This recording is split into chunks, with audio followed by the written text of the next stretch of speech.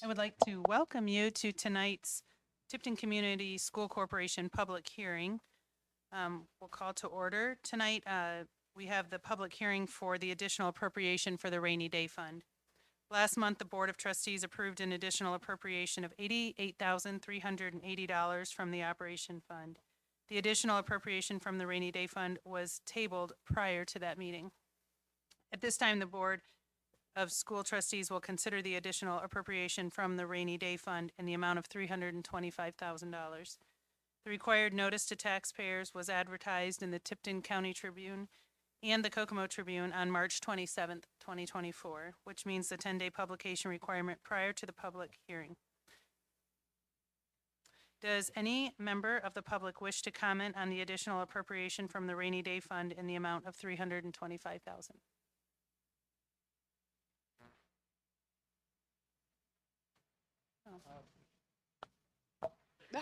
Got light. I think the kids are really, really excited about the new gym that we're building in the process of renovating. I know you don't answer questions, but on the side, I just kind of wanted to know, I know at the last meeting when this, vote was put off, I guess, until this month, in the agenda, it was listed, I think like $164,000-ish has been raised so far from the Friends of the Inferno. And I guess was kind of generally wondering if maybe one of you or anybody could like let us know. I know all the supplemental funds are supposed to come from like the Friends of the Inferno. But I would imagine that even those with deep pockets kind of have a limit. So I was just curious as to what the backup plan is if we don't raise the entire amount needed to fund the Inferno. Like what's our backup plan or our plan B if the costs aren't fully covered? Thank you so much, Laura. Mm-hmm.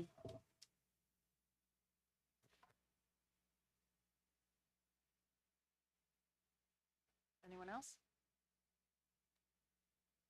Okay. Then with that, we will adjourn our public hearing.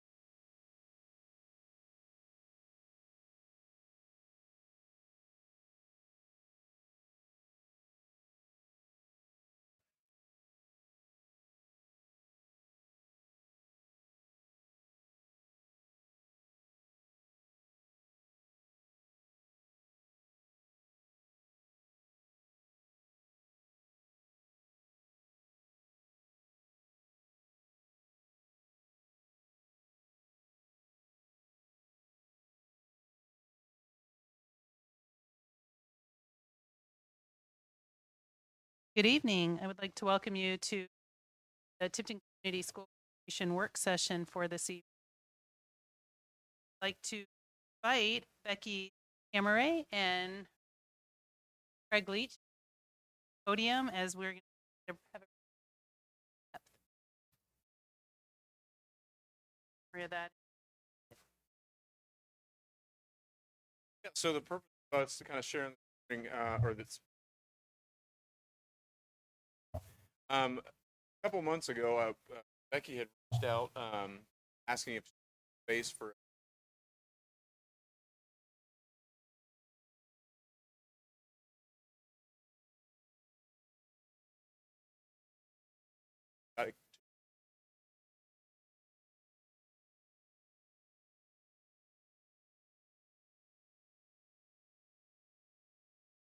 basic education of vaping type stuff to try to deter that. And then the whole goal of that was that we keep them in school instead of just kicking them out. And then the next offense is when you pick up 3-day suspensions and that kind of stuff. But I would say that what we do with those kids when they go up to the ISS, it could be a lot better with the education. So kind of where we started talking was Becky has a passion with working with students and informing them about vaping and the negative effects of that sort of thing. And I would like to move to where we make this kind of a mandatory thing for students that are caught vaping in school on their first offense, because we have had students that will come in, they've been caught with a vape or otherwise, and they will just outright admit that they have a problem or an addiction or something that they can't, just shake. So, I mean, they'll be upfront and honest and say, yeah, I know I've got a problem with it, and it's probably going to be a problem again. And, it's the addictive nature of these kinds of things. So for this year, because it's not really in our policy, well, anytime we catch a kid, I'm going to, let parents know that we have this program available, which Becky will be able to kind of jump into and give a little more detail about. And then going into next year, I would like that to be like a requirement. That would be our education piece when a student gets caught vaping the first time, so that we can try to limit the number of students that are repeatedly doing it. Because as with everywhere in the country, the vape thing is an issue. And I think part of it is because they have real addictions, and at a young age, there's not a whole lot of resources for them to fix that part of the problem. So we can almost bet that they'll come back and try it again. So introduce Becky so she can kind of talk through the in-depth program, which I did share a scanned version of the thing from the American Lung Association. Yeah. So the in-depth program is designed for kids that are caught vaping or using tobacco in school. So this is guided and geared exactly towards this population. It's a 4-week course. It's an hour each session that I do. It's broken down per week what we will talk about, and this is the stats that I have on this are probably already outdated, honestly, and it's getting worse and worse. I think these kids, just like Mr. Leach said, there needs to be some kind of intervention for these kids, because at a young age, they are more likely to become addicted to nicotine products. And these kids don't even know what's actually in these vape products. They're buying them when they're not supposed to, even though the legal age is 21. They're just going in, getting these vape products. They don't even know what's in it. They don't know if it's THC. They don't know if it's nicotine. So part of my curriculum is to educate, like, hey, look for this stuff. It may not be labeled, but also I'm not, you gotta stop, you gotta stop, you gotta stop. They get enough of that from the parents. I'm gonna be approaching this in a nicer way. Like, hey, let's have some education about this vaping products and what can we do instead of. Let's look at our future. What does it look like if you're still vaping? What does it look like when you're not vaping? I just need to educate them on the healthier lifestyle of not vaping, or I keep saying vaping because that's what kids are doing now. They're not really smoking anymore. They're vaping. So that is what the program is for. It's to educate them on choosing healthier lifestyles, helping them reach their goals. I am very passionate about this. I've been a respiratory therapist for almost 27 years. I worked inpatient for almost 26 years at Methodist Hospital, so that was my adult population. I did a lot of smoking cessation with them. I saw a lot of struggling to breathe, and it's not pretty. They're just suffering. They can't even do basic daily activities. And if I could reach these kids at this age to help them see what life could be like going this path or this path, then it's worth it. I may not reach all kids, and I know that. I'm not naive to the fact that I'm like, oh, I'm going to reach every kid. I know that. But if they could repeatedly hear this, then I think it'll make a difference. We've got to do something. And I would say too, we would have this available to middle school as well. Yes. And kind of the view of that would be that we would have the start of session one, they would go 1, 2, 3, 4. So if a student got caught, say, the third week of that cycle, then they would be booked or signed up to do the course at the beginning of the next round. That way we don't have students that are jumping in. Right. But I do think it'll make a much bigger impact. It'll be after school. Right. Parents and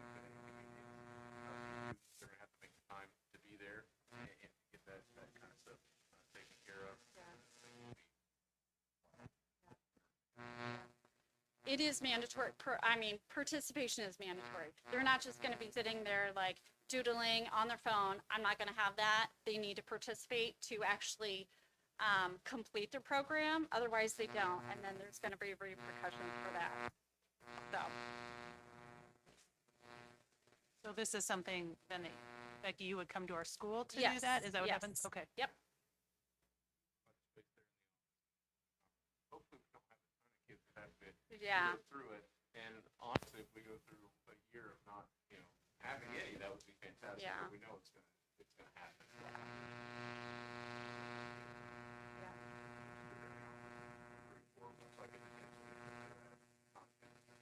Right.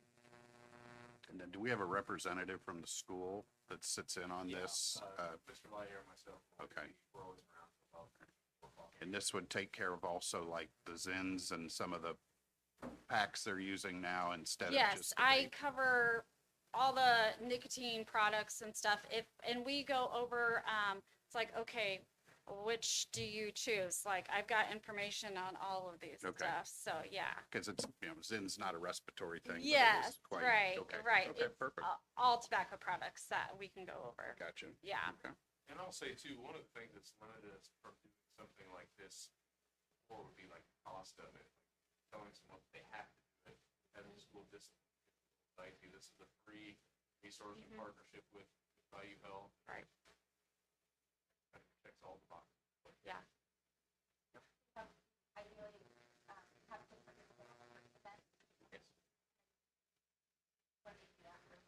So by the second offense, we do have the process already of writing a ticket to parents for something along those lines. They have to then appear before a judge, gets turned over to probation at that point. There is a 3-day suspension that generally carries with that, and then it gets progressively worse suspension. Like, we don't want to get the suspension, but they are breaking the law multiple times, so then we get the 3-day, 5-day, looking at expulsion. That's our current plan for students that are vaping. If it's THC vapes, and that's a little bit, that's passing out a little bit different, that's very different. We handle that, and that's immediate expulsion, and that would be at least, with the Form 16 and kind of what we do discipline, tie the coursework into that as well.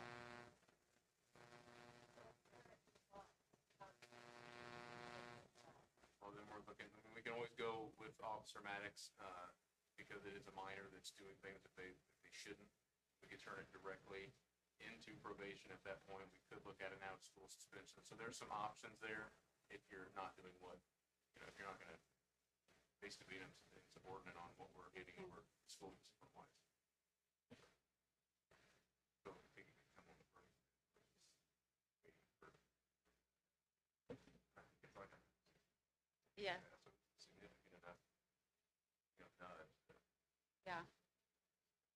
and that's where this program actually originated from, because I was approached to do some one-on-one counseling with those kids who it went to court. And so they, instead of paying the fine, they can defer it and come to my in-depth program. So that's how it all began with that.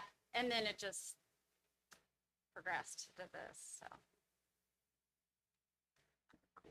So, corporation, what would the hospital prefer you to get the next steps start happening for this program? As far as like Would we- passing the, Would we do like an MOU? Would we do something to that degree just to make sure that everybody's Yeah, I don't know. I know. I know. It's what they pay me to do. Legal side. I mean, I'm okay to not have one if IU help is. yes, So that would be the question that I want to make sure. yeah, And then as far as the board, you know, when we would want to try to get this implemented. We can wait, till next year, and it could be implemented as part of approving handbooks. Or, look at a pilot right now, kind of see how that might work out, so there would be some options there. for the board to consider.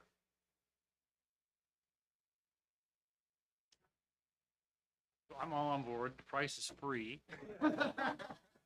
Love that. Don't hear that very often, do we? Yeah. We do not. We do not. It solves a problem. I love the carrot and the stick. You can go to counseling or you can pay a fine and face the law because they are breaking the law. I mean, if we really wanted to, that's a cessation program right there, right? If parents have to pay $160 every time. What I would be curious about is, if your stats say almost a third of high school students are using, yeah, I'm going to say tobacco, yeah, in some form. yeah, That number is probably it is. very accurate here, right? I mean, we're not Could be more. below that, yeah.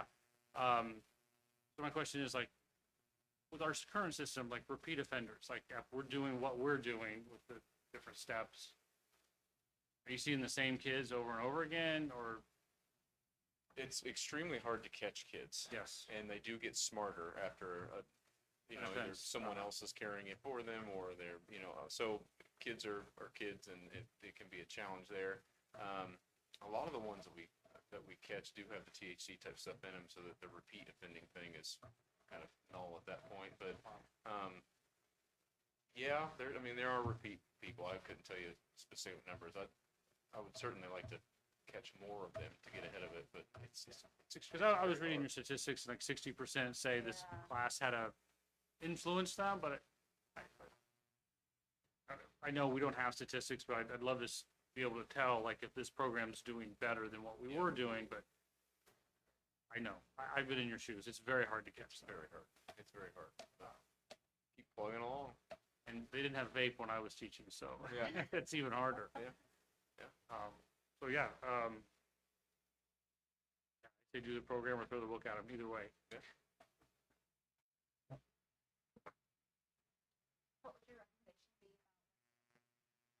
I like the idea of, at this point, since it's not in the handbook and it's not like a well-established policy, that we let people know it is a resource and that we're doing it for the best interest of kids. So like, we're gonna do the in-school suspension, or you can go ahead and do the 4, and we recommend you do the 4, and then, update the handbook to state that that'll be part of that first offense is going to the 4-part, and doing the in-depth program.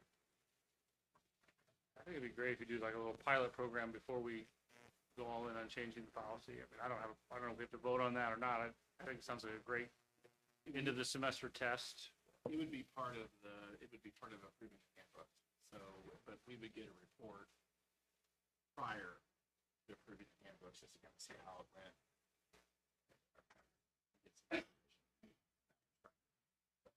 This may actually help some of the parents as well, because my first student that I had from the courts, mom was already talking to me the first session about, she's like, you know what?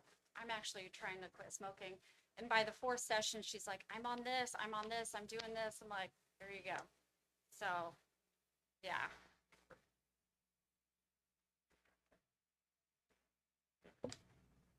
Thank you so much. Thank you for coming back.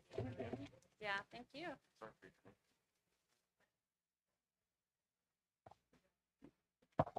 Next on our agenda is a discussion of the 1003 waiver for weekly early release. Mr. Jaworski?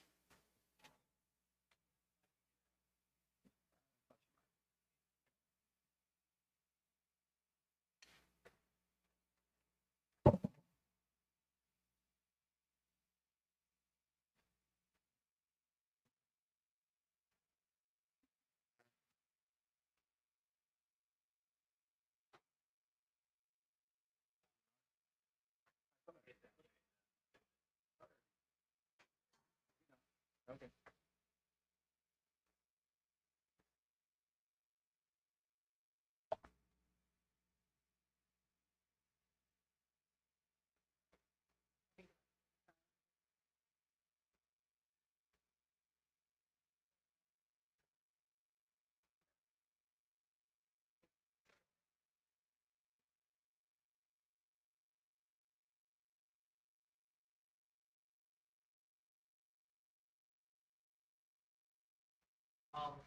Yeah, I wanted to talk to you guys a little bit more about, early proposal. Get a little bit more for that. Get a little more.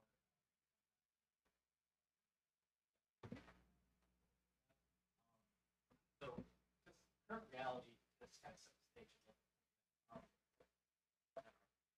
Shortly after my arrival here at TCSC in 2021, we began implementing the professional learning community, or PLC, process in earnest.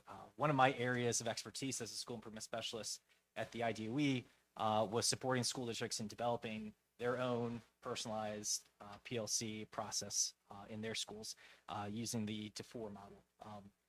This process involves putting together teams of educators with common focus to drive a cycle of continuous improvement. And that's really important, that piece of the continuous improvement.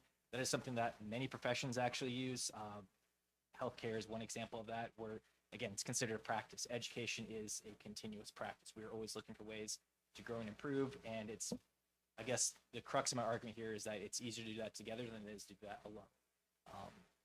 That's kind of the kind of what the foundation is of the DeFore model.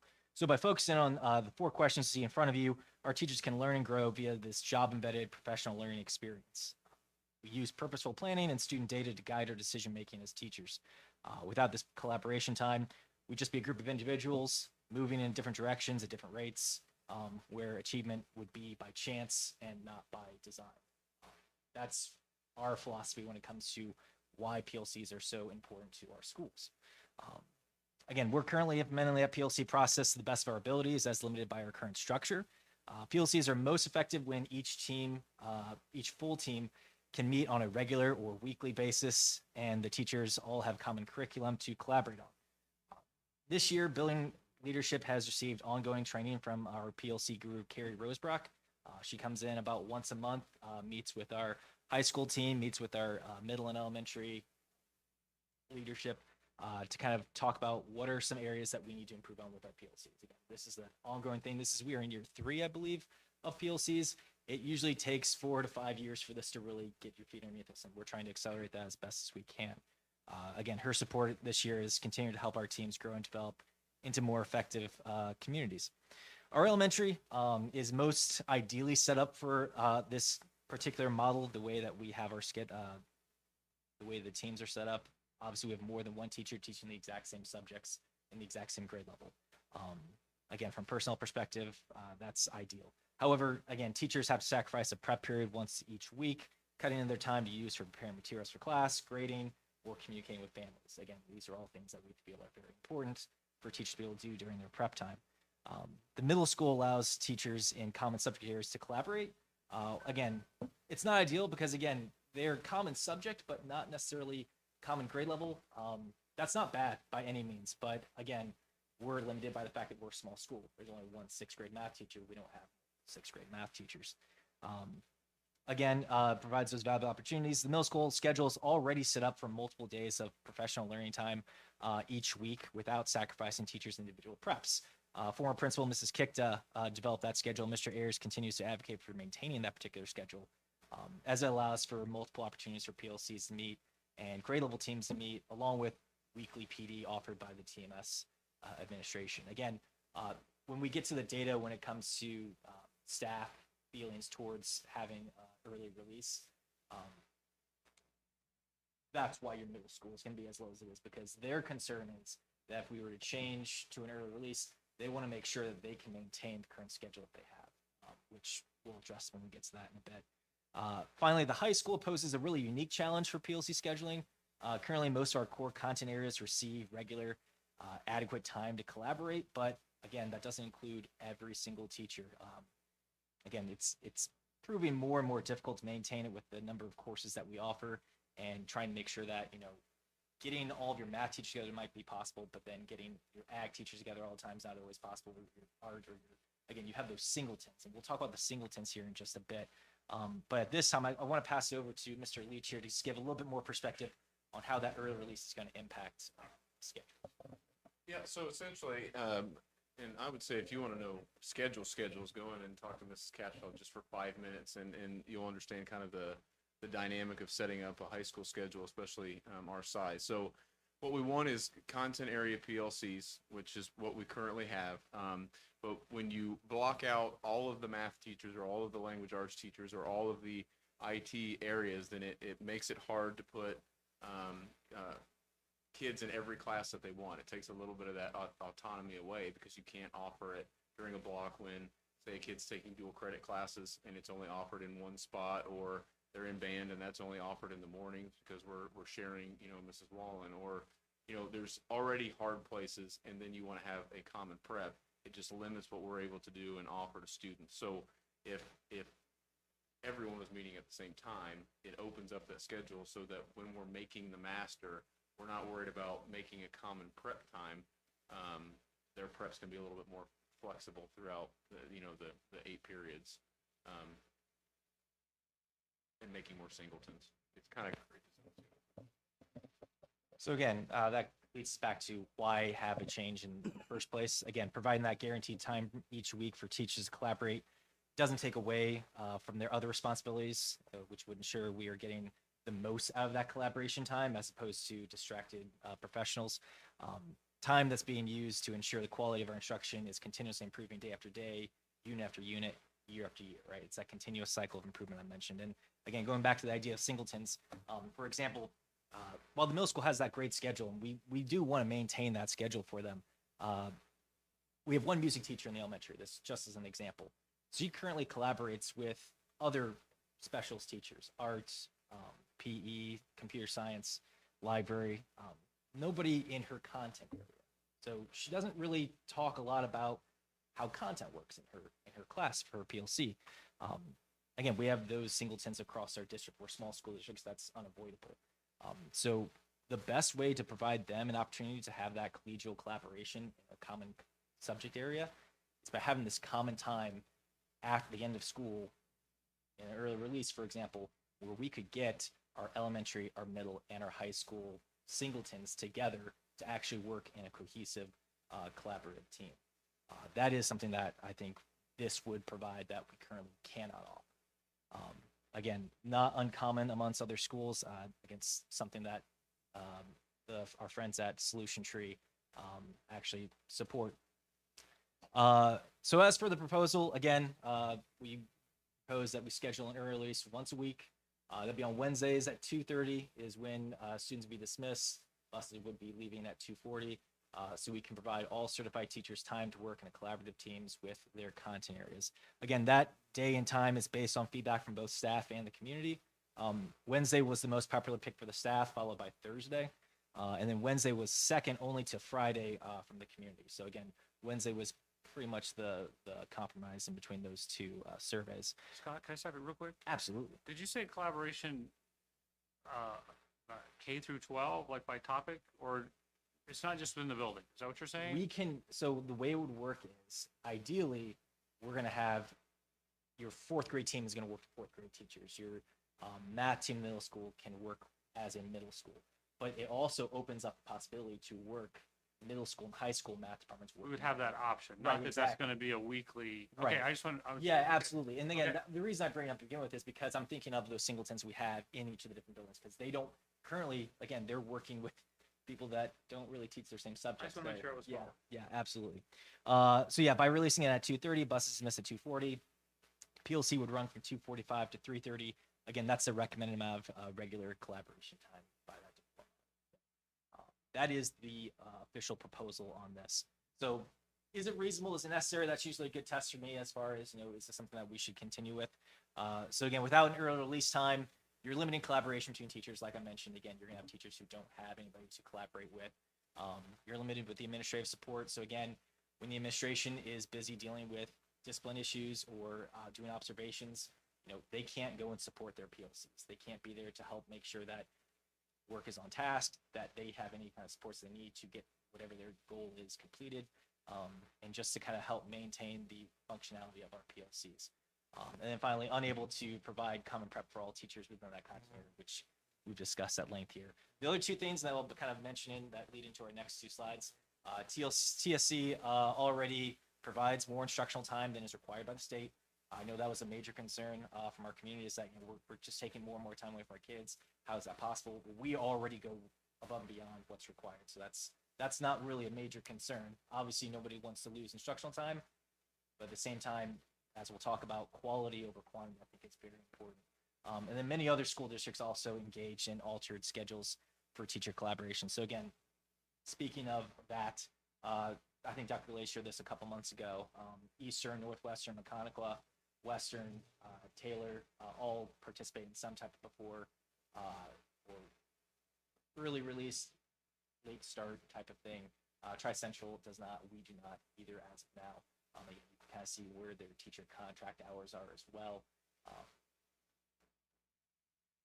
And going into the second slide of this goes into the requirements, right? So the first line there, the way the state breaks up is grades K through 6. You need to have 5 hours a day, or 300 minutes a day, or 54,000 minutes a year. For grades 7 through 12, you need to have 6 hours a day, 360 minutes a day, or 64,800 minutes. If we're just going by our traditional TCSE schedule, we are blowing that out of the water. Like we mentioned, again, over 14,000 minutes in the elementary, over 5,000 minutes in the high school. If you take away our PD days, as we've already submitted a 1003 for, again, that drops us down a bit. Again, 63,000, 69,000 high school, middle school. If we add in our early release time, it does drop us, but it's not as significant as it sounds, right? 30 minutes a day is really not as significant as what you might think just off the top of your head. So again, doing that, again, 34 times a year, you're still over 8,000 minutes above the requirement in elementary. Over 4,000 for the minimum high school. So again, we're easily clearing that bar of requirement to say. That's why I don't really anticipate too much of an issue with the state board. Again, these are the survey results. Red is not in favor of the early release. Blue is in favor of the early release. So again, our elementary staff are very much in support of it. I mentioned again before, the middle school looks very red. That's because the middle school is very happy with where they're at. They just want to make sure that they were not going to lose the schedule that they currently have. This early release would not impact that schedule negatively. And then for the high school, again, kind of curious about that one. I have my own beliefs as to why that kind of went the way it did. But again, it doesn't lie. 59% of our high school staff are not necessarily in favor of that early release. I think there were a lot of questions regarding after school, which we'll talk about here. Community results, I was kind of pleasantly surprised by this. Again, 56.9% of our community were in favor of having an early release. They really wanted to support the teachers. There were a lot of concerns brought up on both sides about like how we're going to handle these different things. But it was kind of noteworthy to see that the majority do support this kind of change for our staff. So again, I could spend the next hour and a half talking to you about all the different comments that we got. I tried to boil it down to the ones that were most prevalent. Will we have both early release and 3 full day professional development days? Yes, each one serves a different purpose. The PD days provide us with a full day of trainings necessary for safety, educational innovations such as AI, which will be the focus next year, or time to develop skills pertinent to our building or district tasks. So curriculum development or working towards our strategic plans. The PLC's collaboration time is spent specifically to improve the quality of instruction on a day-to-day basis, offering that weekly support. Again, focuses on instruction, assessment, data analysis, intervention, and enrichment. Next question was, what are the plans for student supervision? Again, we plan to utilize our instructional aides and other non-teacher staff to supervise students who may have after-school obligations like clubs or sports. Options for after-school care. Boys and Girls Club, again, I've already talked with them about, and they've confirmed that they can accommodate that half-hour difference once a week. What's the impact transportation schedules? I was a little confused about this one at first, but I think what this one was referring to is more so John Hines. So again, we should be able to accommodate change from a personnel standpoint. We need to transport the John Hines kids about a half hour early, obviously. We talked with the director over there. He said that's not a problem. We have that same issue with other school districts in the area. So again, not a major issue with that. Again, why an early release versus a late start?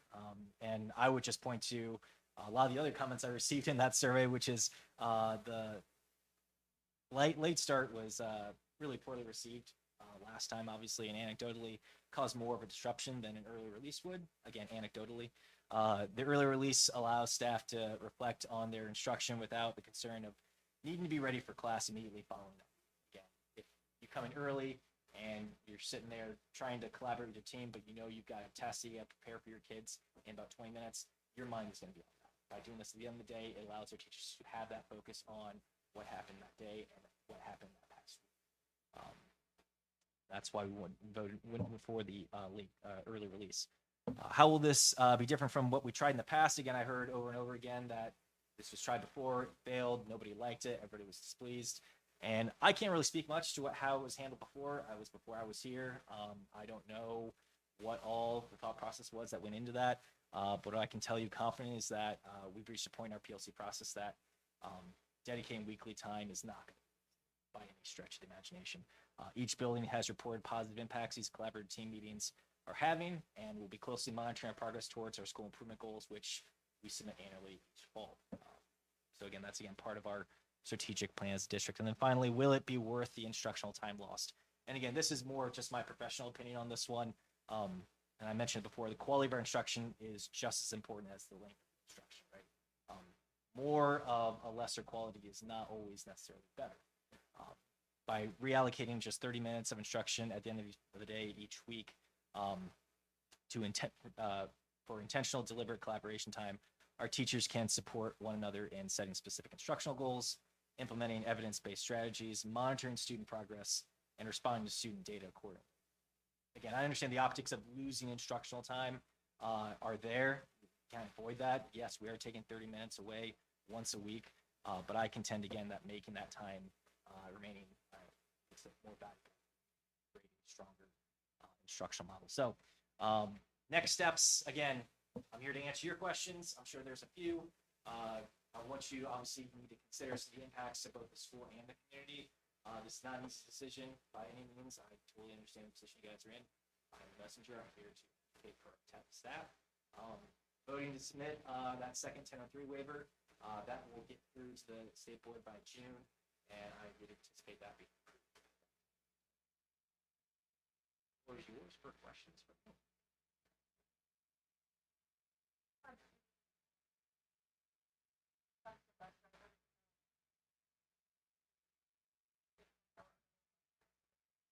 Right. So we did hear back from a couple. I think one was concerned about John Hines, which I understand. So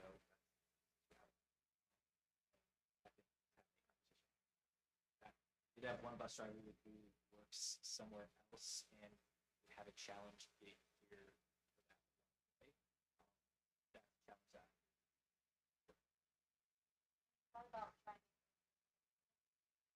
So that did come across as a thought, and I would say worst case scenario, yeah, I'm concerned about the implications of that.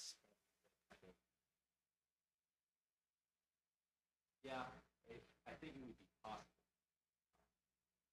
But again, then that takes away from the point I made earlier, which is providing that opportunity for collaboration across buildings.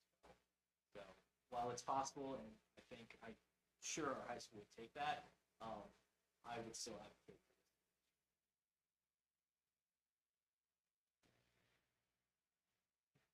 How will you measure success? That's a great question. I think about that every day. Believe it or not. We think about that about everything we do. How do we measure that? I'm really big on data. So there's a few ways I've thought of this. One, it's the obvious, but it's harder to pin down to one particular variable. Testing. Testing data is always one place. That's kind of what it sells itself, right? Is that if your teachers are working collaboratively and you're all working in the same direction, you should see results in the student. That should be the obvious way. That's what I expect the community to be most concerned about. What I am equally concerned about beyond state testing, which my biggest concern is, are we meeting the goals that we are setting for ourselves as a team and as a district? So again, through the PLC process, each team sets a goal. They look at the reality of the situation, look at their data, say, this is where we're at. My kids are really struggling with solving linear equations, all right? What am I gonna do to make sure, like, they get that data from the pre-assessment, right? What am I gonna do to make sure that we are addressing exactly what my students are struggling with? What strategies am I going to? I'm gonna talk to my colleagues, see what success they have. Let's share it out. Let's get an idea. Okay, what are you trying? What am I going to try? Let's try different things, or let's try the same thing, so we can collaborate a little bit more. But if you do that, test it out, get the data back, you see who is more successful. Whoever's more successful, you take a look and say, hey, maybe I should implement that next time I do this. And so that's a way for you to improve, because if what I'm doing is not effective for my students by data, I should try something else. Because clearly what I'm doing is not as effective as what John's doing. So that's one way that you would see improvement there. Again, you set a goal as a team. You hit it, you don't, you learn, you grow, you try again the next year. It's not something that's a quick fix. It's not you're going to see immediate results a week, a month into it, a week, a year. This is something that, in my view, it takes 3, 4, 5 years to properly implement. I feel like we're about halfway there now. Once you've eliminated a lot of the barriers to allow for this effective collaboration, and you start setting those meaningful goals as a team, and then as a school, and as a district, you start attaining those goals. That's the way. So play devil's advocate. In your example with the linear equations, our teachers are not doing that now, going to the other teachers and saying, I'm struggling to teach this concept. Do you follow me? Yes. We're not doing that? I won't speak for every teacher, so I won't speak for every teacher, but I will tell you that prior to implementing PLCs, we had a lot of options. And that's not rare among small school districts. You were the only 7th grade English teacher. You're the only one teaching STEM in the middle school. Who are you supposed to work with? Like I mentioned before, the elementary music teacher. Who in that building is she supposed to collaborate with to improve her instruction as a music teacher? Again, you can get support from your administration from like the model of what good instruction looks like. We have that in the district. But to collaborate with someone who's also English language, who have more experience, that's something that you get. Or even if it's someone with less experience, who just has a different perspective, that's also really valuable.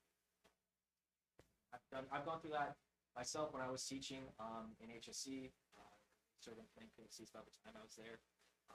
We worked on that when I was in Anderson, supported a lot of different school districts around the state as a DOE school improvement specialist. And like I said, the last time we talked about this, a lot of the most successful school districts in our state implement PLCs and more and more.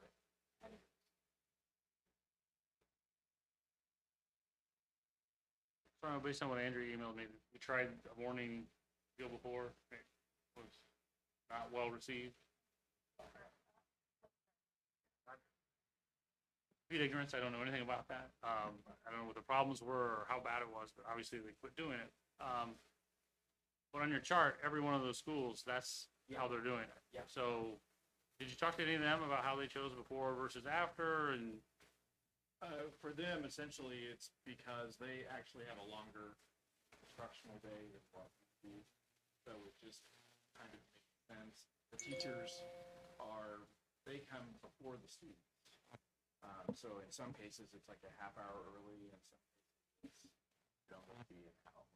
You mean on a regular day? on a regular day. So the 1 day a week, they have that opportunity to collaborate together.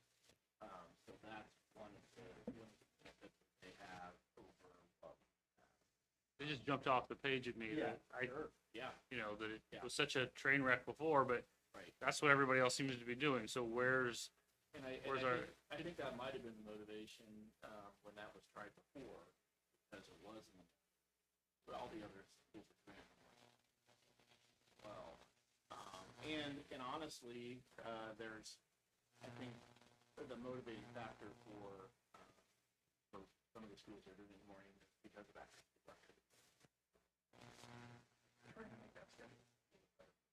yeah, my uneducated opinion of your survey results has to do with after school. Elementary teachers, that's not as big a concern.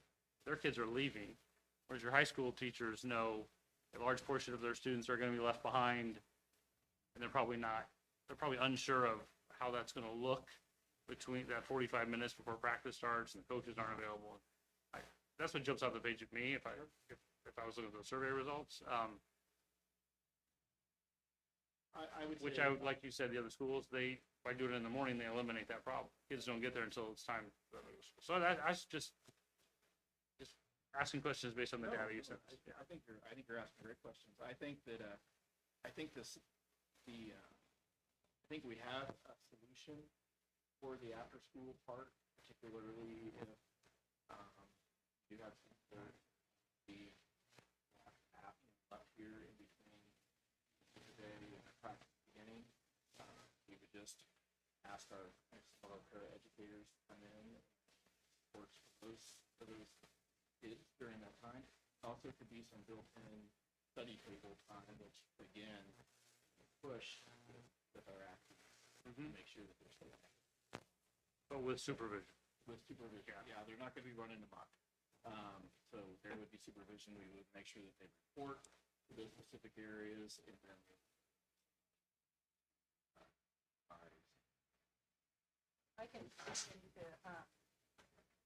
Our kids were in school when we did the late start, Eric, and I can just say, I feel like one of the challenges for a couple of my kids was just the lack of consistency in the morning, getting started, doing a different day to one of my children. That's tough. It's tough when things change middle of the week of, you know, how their morning starts, the trajectory of their day. So for me, I wasn't a big fan of the morning, but that's just personal experience from home.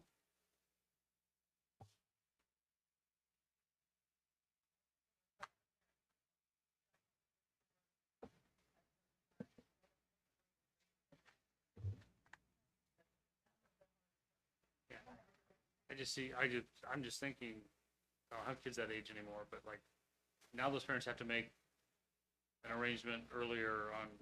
You're still having one day out of whack, whether it's in the middle of the week, the morning or afternoon, yeah. Unless if we're providing care.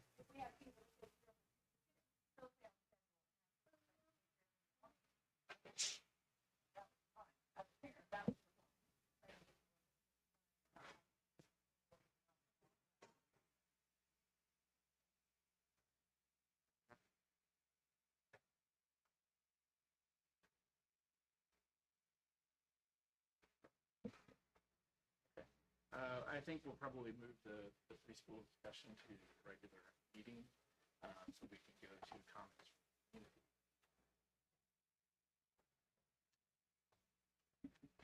All right. Does anyone have any questions about the board agenda before we move on? Comments from the community? Laura Satan.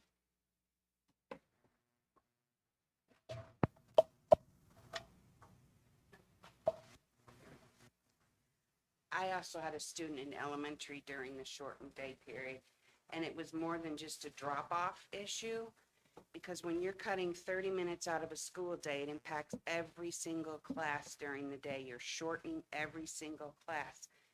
And what I heard over and over, because I was very involved in elementary with TESO and everything, was that that whole day was wasted because you didn't have time in a class to start anything new because of the shortened hours during the day. And so therefore, a whole day of education was lost. As far as the survey goes, I guess if you're asking in a survey if what day you want to have shortened, it implies the fact that the decision's already been made. I can also tell you, when it was proposed to come out, everybody thought that answered the survey that this would be in lieu of the e-learning days that are already scheduled. So they were voting, and I know this because I've had so many people reach out to me and say, this is in lieu of the already scheduled professional development days. And it is not. It's more time on top of that, plus monthly staff meetings, department meetings, and everything else. Having known that, they would have changed their answer because it wasn't quite explained that way. I just think when we're trying to send the message that we want kids in school and learning, because we are facing such a massive learning loss in math and reading, and we're trying to send the message that we're focused on attendance and getting kids in school, but yet we're cutting time in school to do something else, it sends a very mixed message. And I just think our priority should be educating these kids and giving them as much time in the classroom as possible, because our test scores show the math deficiencies, the English deficiencies. I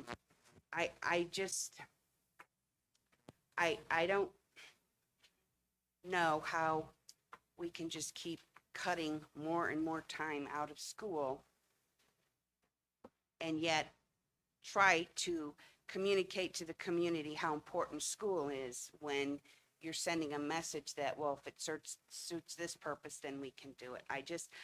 I've heard over and over during that time,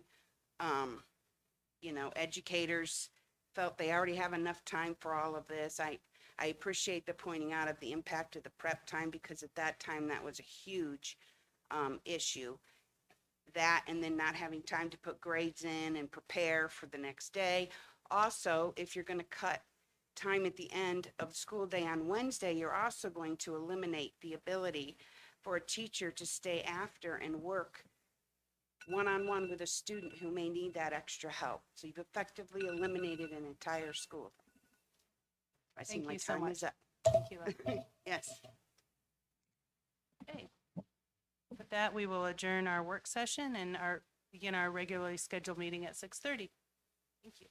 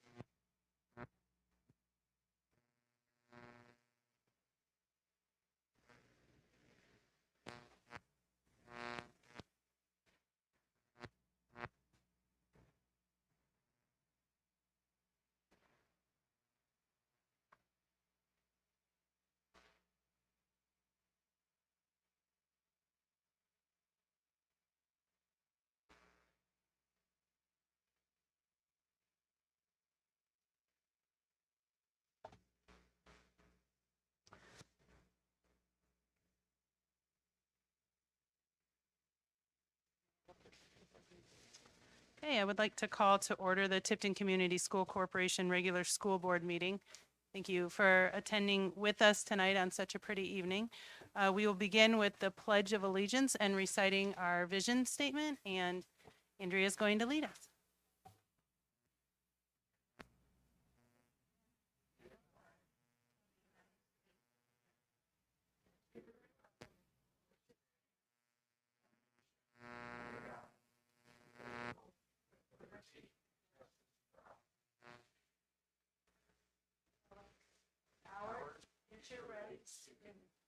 Are prepared for a lifetime of opportunity and success.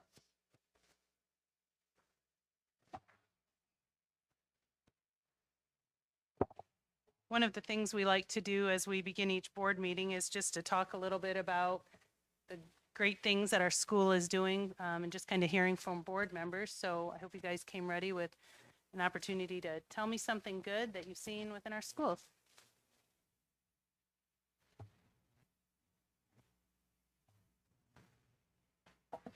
I will start out. I would like to thank the school board. Last month, my mother and my nephew were affected by the tornadoes in Selma, Indiana.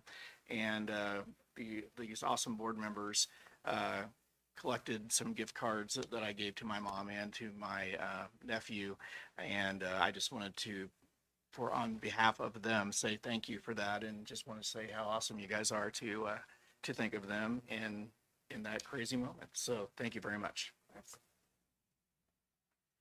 I would just like to highlight the community night that we had here in the school. I took the opportunity to kind of walk through the loop of the whole school, and I think it was, I guess having high school students in my home all the time, walking through the elementary was probably my favorite. We stopped into the Scholastic Book Fair and purchased a book. And I thought it was so neat that that as a school corporation, we were giving books to every student. I saw the families walking around with that. That's always fun to have something to take home. That was neat. We stopped in at the, of course, my kids probably could have taken, I don't remember how many meals we served, but 20 of them could have been 3 of my kids who ate hot dogs. But that was fun, just watching families get to eat together. So the elementary school was a big highlight for me that evening, and I think it was a great success to see families in our building.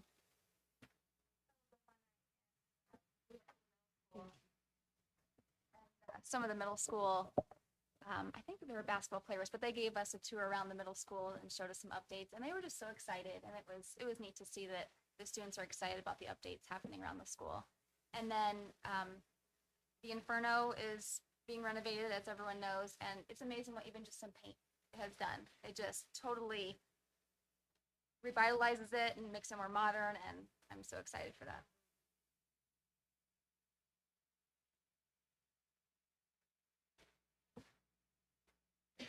Okay, thank you. Next on our agenda are comments from the community, and we did not have anyone sign up, so we will move to our approving our consent agenda. Tonight we'll be approving the agenda and the minutes from the public hearing, the public work session, and the regular board meeting on March 12th, and the public work session from March 18th. We will approve claims of payroll from March 15th and March 29th, and accounts payable claims from April 12th. Also, we have the approval of the personnel report and approval of field trips, this time the Indiana State FFA Convention on June 17th through the 20th, and approval to accept donations in the month of March for staff recognition, the Black Bud Your Cause, Tipton or TCT auditorium upgrades, My Closet, and the charitable lunch donations. I need a motion and a second to approve the consent agenda items. Move to approve the consent agenda. Second. Any questions, comments? Okay, all those in favor signify by saying aye. Aye. Opposed?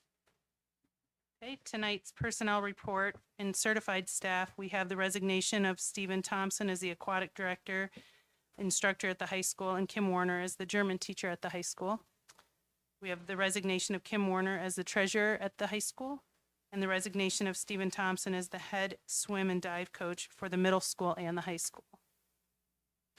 Okay, next on our agenda is the superintendent's report.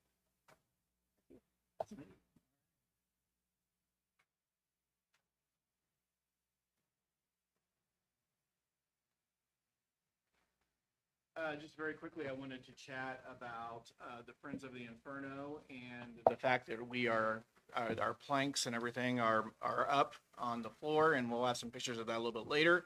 One of the things that we're trying to do is to sell those engraved planks and by either like an 11-inch or a 12-inch plank that can be customized and engraved with a old Blue Devil, new Blue Devil, and also the TCSE crest. And in addition to that, we're looking at creating some shadow boxes. They're 11 by 14. That would include some parts of the floor as well as parts of the curtain from the stage. So we'll be throwing some information out about that a little bit more in the future, but we do have that coming up. In addition, we do have a couple of other things that we're looking at. The Big T, for instance, that did come up. It came up in parts, but it's mostly, we have to kind of put it back together again. So we're going to be doing a little jigsaw puzzle and putting that back together.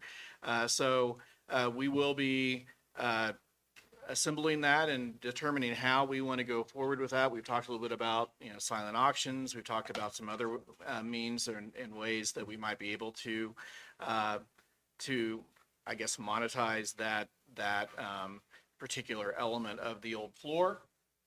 Also, we do have a couple of these, the Tiptons that were in the free throw lane.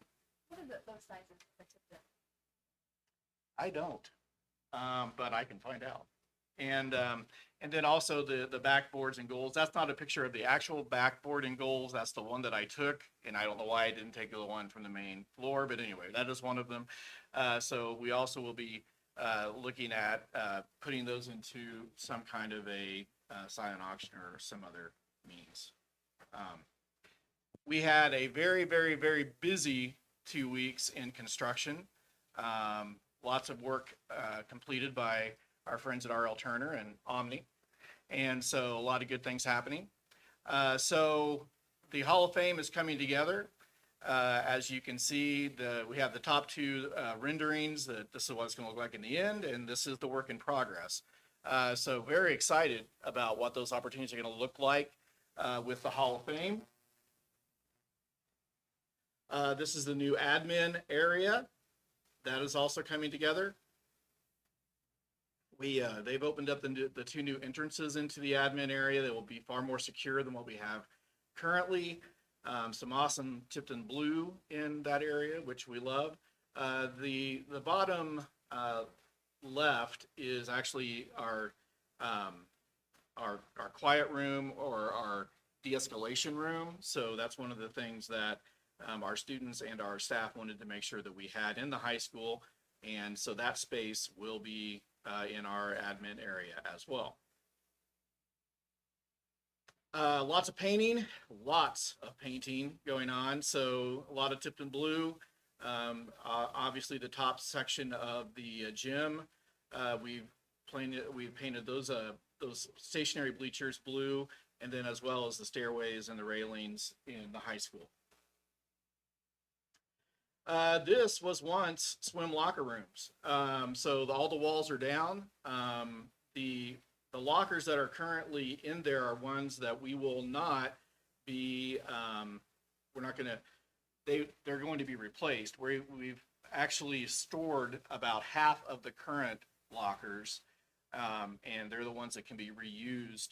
And so we will be reusing more than half of those. And then we also will be installing some new swim lockers, which are actually plastic and they don't corrode, which is always a good thing, especially in a swim locker room.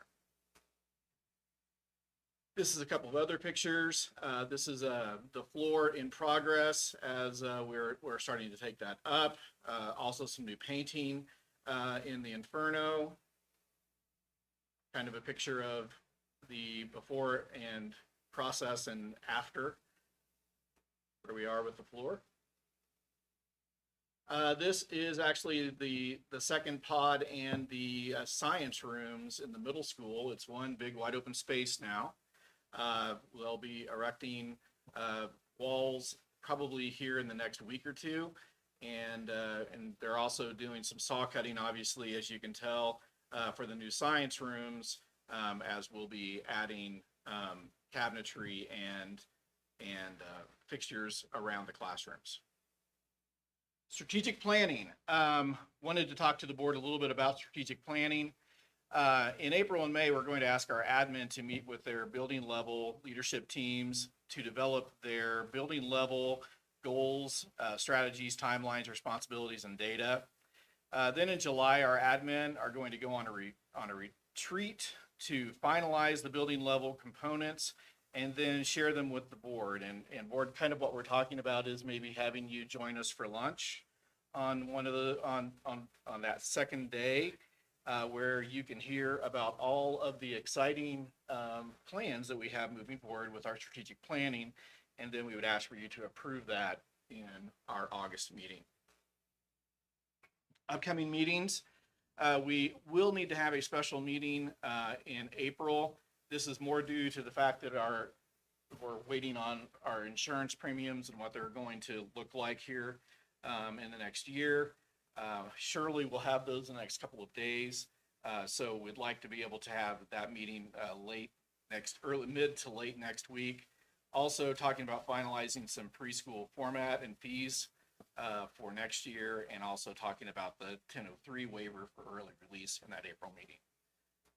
In May is going to be a jam-packed meeting, so I'm just going to give you a little bit of a heads up on that one.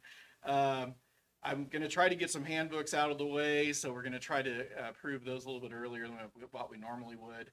We do have some wellness committee recommendations.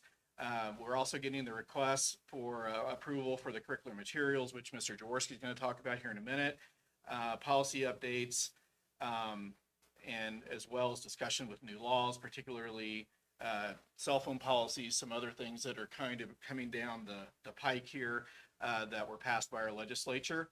Also, we will be doing our food service bid approval. Those bids will be in the 1st of May, and there's a committee of board members and admin that are going to review those and then make a recommendation. And then we'll also have some updates in board policy for first reading. June, we'll be requesting approval for student handbooks, certified and athletic handbooks, and then board policy updates on second reading.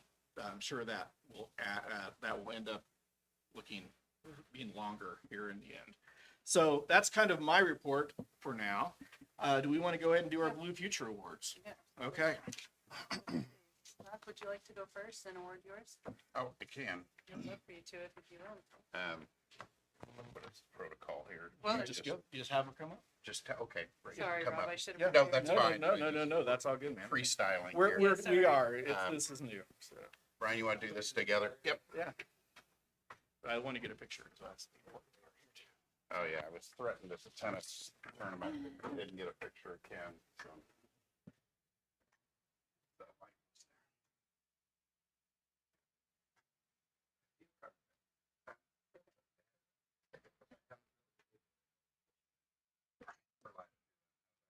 So, we get an opportunity to nominate somebody within the school or the corporation or the community that's making really positive impacts, and some of the students are here tonight to get theirs from a building perspective. Mr. Johnson and I are here because Ken Amon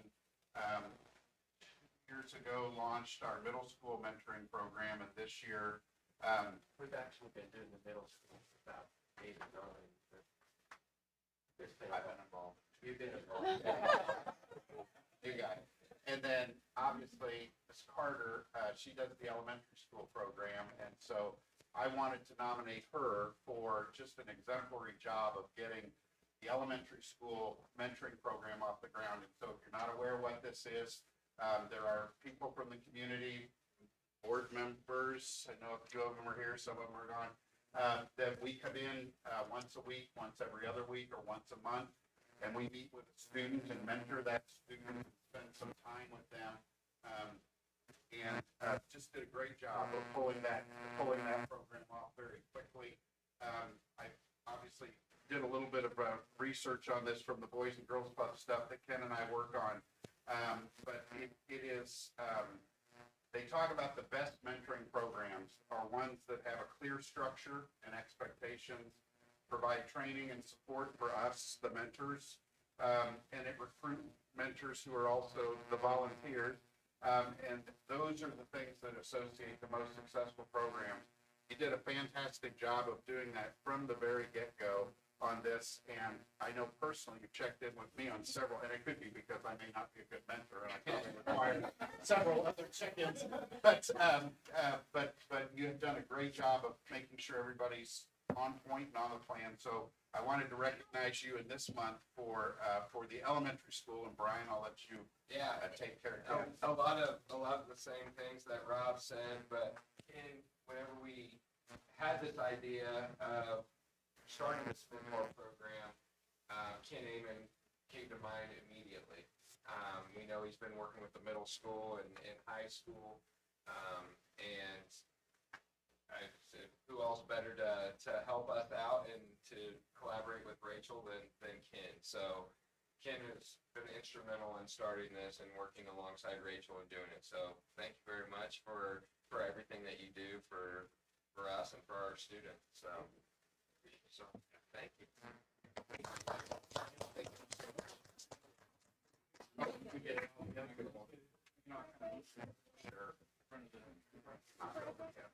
Yeah. Kind of like high cross. Thank you, Ken.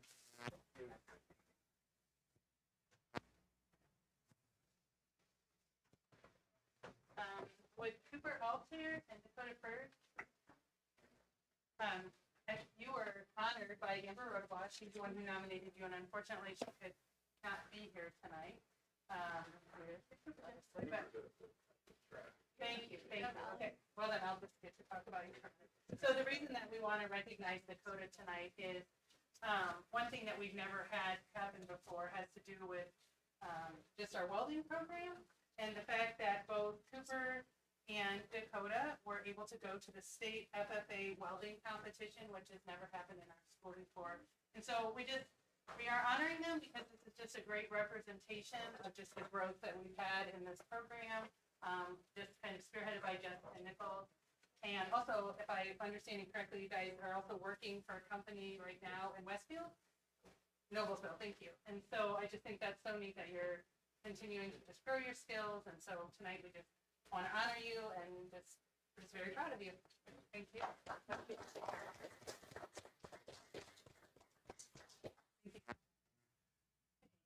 would like Allie DePon, Lily Cloud, and Emily Hart. Yeah, I know. Sorry. Emily. Okay. Thank you for coming. Again, you were honored by Amber Rodewash, who just couldn't be here tonight, but we want to recognize you for just placing first place in the district for each of your respectable categories that you guys participated in. So what my understanding is, right, for District 5, you attended the competition, and am I correct in saying Allie, sorry, I want to check my notes, first place in District Ag Sales, am I correct there? So just want to honor you for that. Oh, you, congratulations. And then Lily, first place for District B Entrepreneurship. Okay, and Summer Ag as well? Okay, thank you, sorry. Not my specialty, but congratulations. You'll compete at state then this year as well, right? So, well, congratulations. Thank you so much for coming.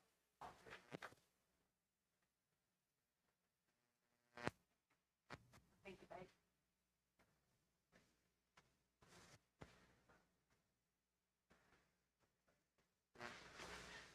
I wasn't going to be in every picture.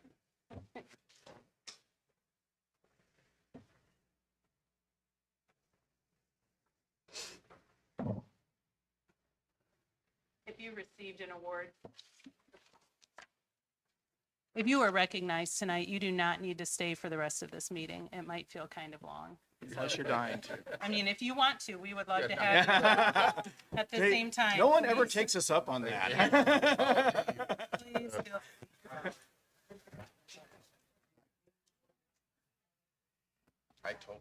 was food, which is why he Oh, showed up. So right. he's. Sorry. Sorry about that. Sure.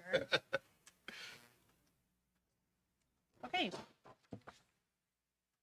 Next on our agenda is Mr. Jaworski with a spotlight on schools for science curriculum adoption, and also a little discussion on preschool.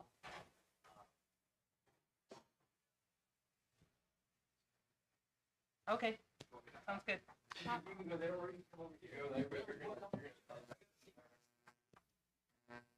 I can talk a little bit about what I was gonna chat about. Yeah. First. Oh, I'm so sorry.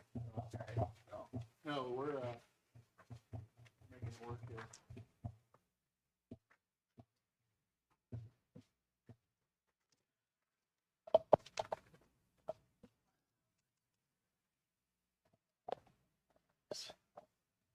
I think it's the operator. What do you think?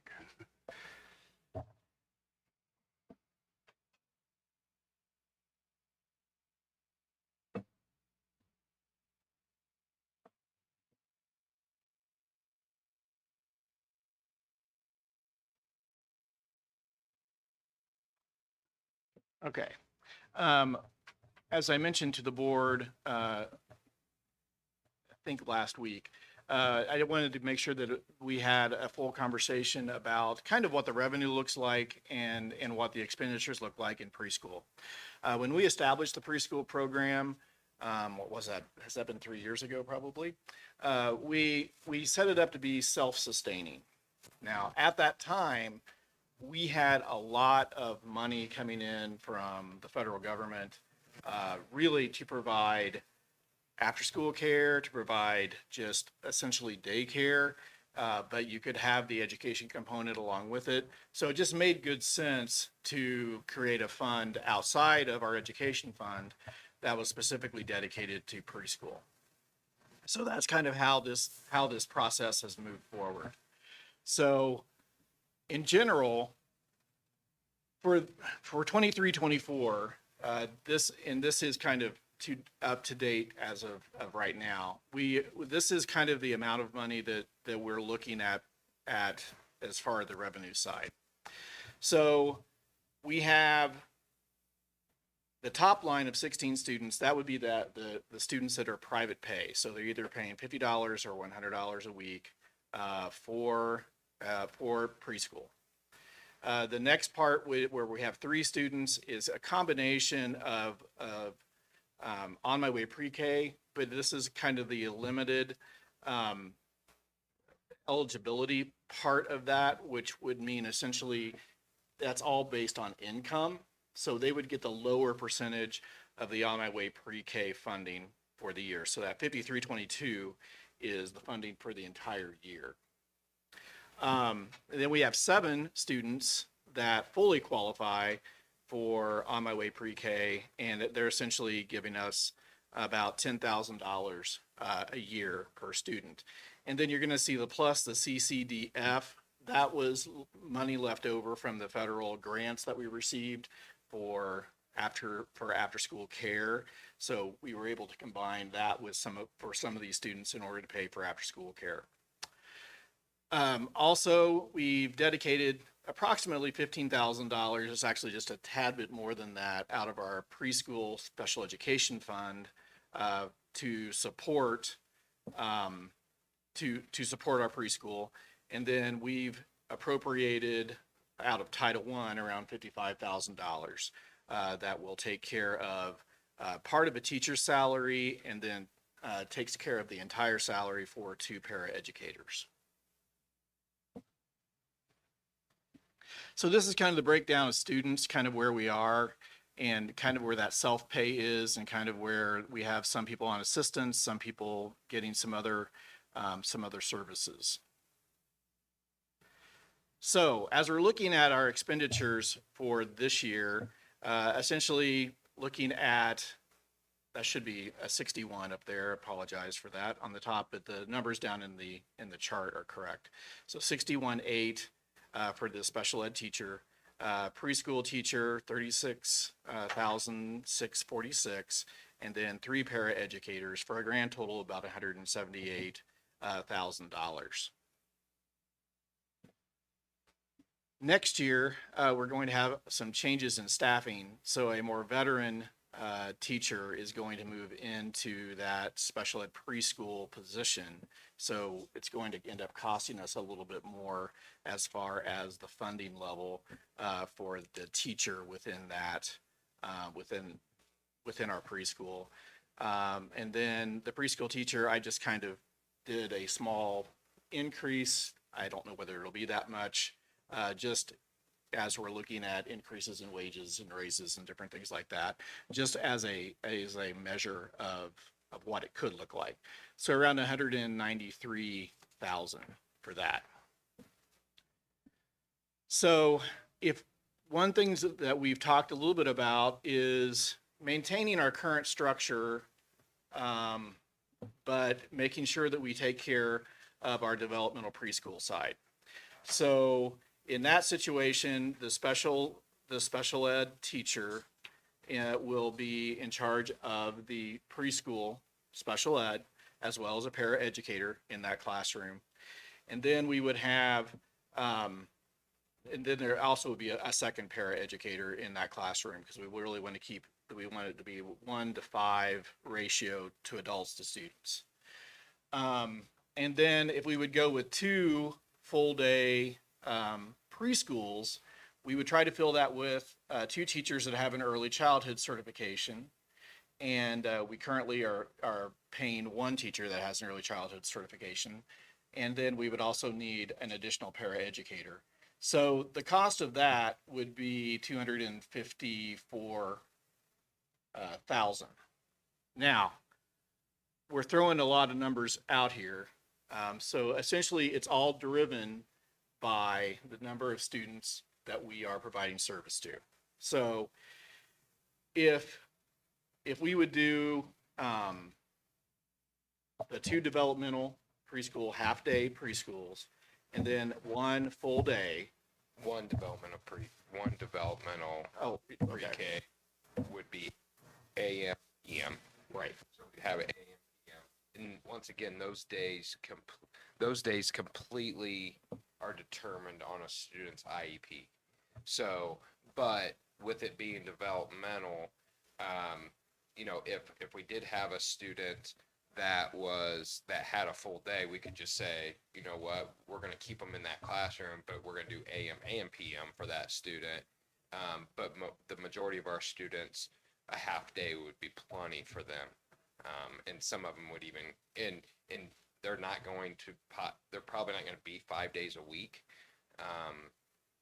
2-3 days a week, to start out, especially, and a couple hours.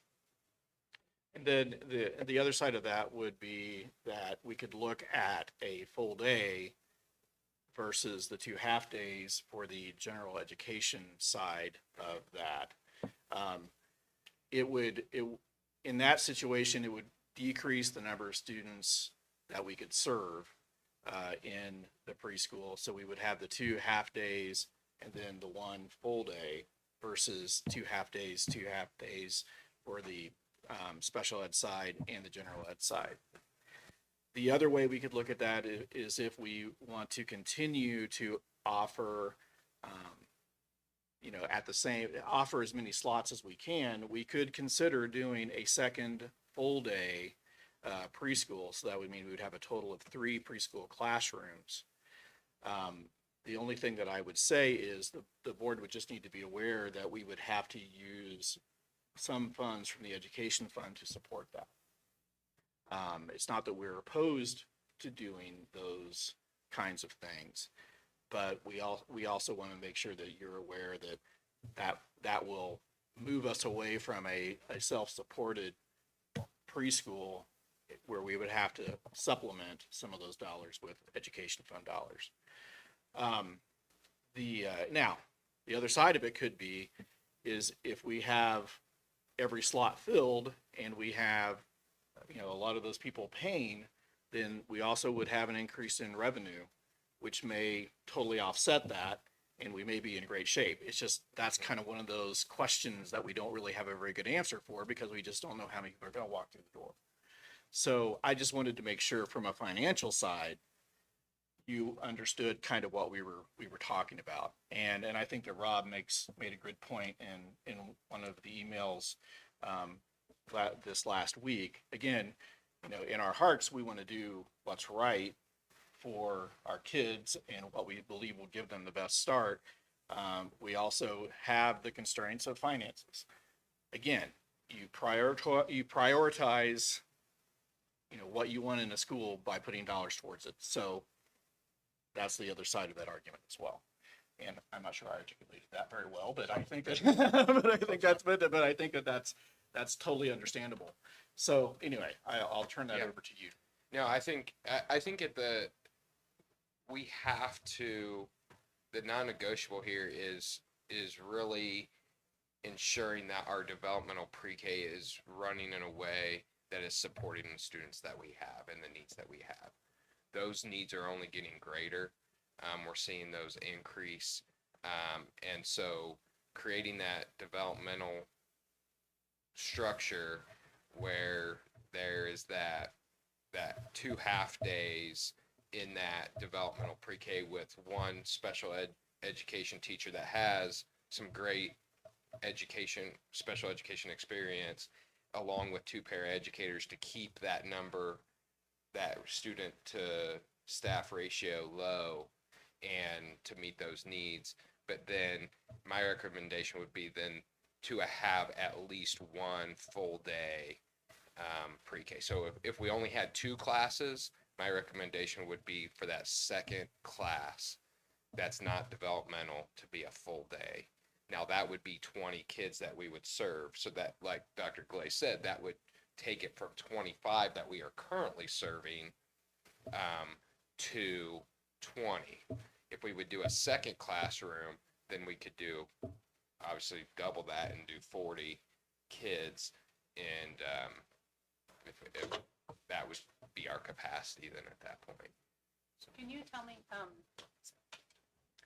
at this point, have we had a waiting list of students that want to be in, that could fill all of those classes? I mean, is that Not right now. We don't have necessarily a waiting or have list. we had people? To be honest with you, we've kind of just taken them as they've come. We've been able to fill, we've been able to enroll everybody that's wanted to be enrolled at this point. But once again, our model for our special needs students hasn't been as tight as what it could be and what it needs to be honest. We need to make sure that we're prioritizing those supports, because we no longer, we service those kids here. Whereas whenever the pre-K started, we were serving those students off campus. And so now that we have the obligation to service those students, we have to make sure that model is right. And then, but we have never, going back to your original question, is we've never had a wait list since in the last 2 years. I could imagine if we only had one full day pre-K, we would possibly have a wait list. And so if we had 2 full days, I think that would we get to that 20 capacity? I don't know, but I think we would definitely be in the 30, 35 range. Do we have anyone that we know of in this community that does the model of a full day, or they all have a day? Preschools, for the most part in Tipton. St. John's, they do 8 to 11 with the option to stay all day. But I don't think I think the option to stay all day is more of Like play daycare. and like A that, daycare but- kind of, and And you have to provide a lunch. Okay. one thing too that we would also be eliminating with this plan is that aftercare that runs to 4 o'clock. We would end the pre-K day probably at 2:15 or 2:30, which right now it ends at 2 o'clock, and then the aftercare runs till 4 o'clock. But we would stop that at 2:15 or 2:30, enough time for our pre-K kids to get out, because that transportation for our general education students is not provided, only for our special ed students. is provided. So we would get them out and then have our regular dismissal. Arrival, it would all be one. They would arrive at the same time as our whole K-5 population as well. They would arrive at 8 a.m. Yeah, they could come in at 7:40, Okay.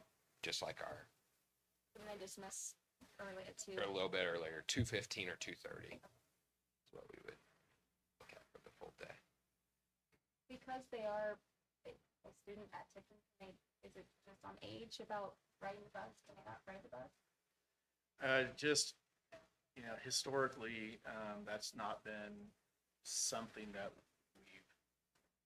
it would increase our transportation costs. Also would be another driver that we would need.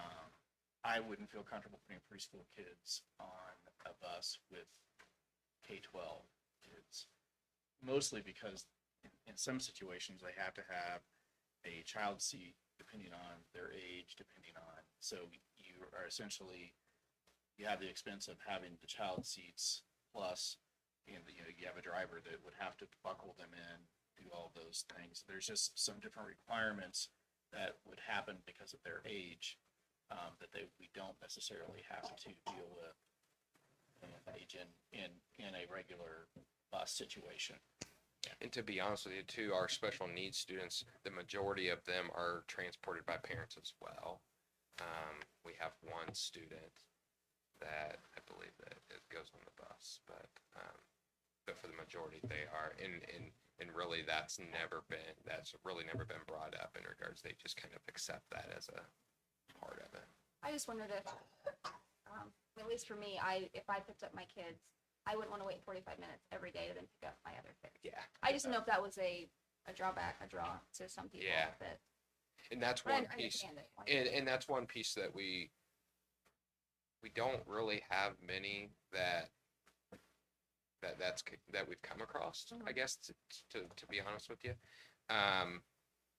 But that would be one of the things that, with taking away the aftercare piece of it and not having anybody stay, that would eliminate that option of just saying, hey, I'm just going to pick them both up at 3 o'clock. I have an elementary age student plus the pre-K student, and I'll just leave that pre-K student there till 3 o'clock and pay that extra $30 a week. I think too, like the preschool that ended before Tipton, I mean, sure, they the same coming back here, but we had to. Yeah, I know St. John's switched it because it used to be 2:30 as well, Oh. and so they switched it so it was like 3:15. Which worked out better for people that were doing both. Sure. So did they start later in the morning then? Well, I think it was 8 to 11. So they just started. Well, they may have started at 8:30. And I think it used to be 8:30, and they changed it back to 8 to 11. Okay. And then, which worked out nice. Again, we were kind of. I think people complained they had to wait Sure. after they dropped off their tips and kids. Sure. And then it used to be 2:30, and they changed it to like 3:15. Pick up your kids and come here. But I understand that if you can't have kids, that is young to have kids on the bus.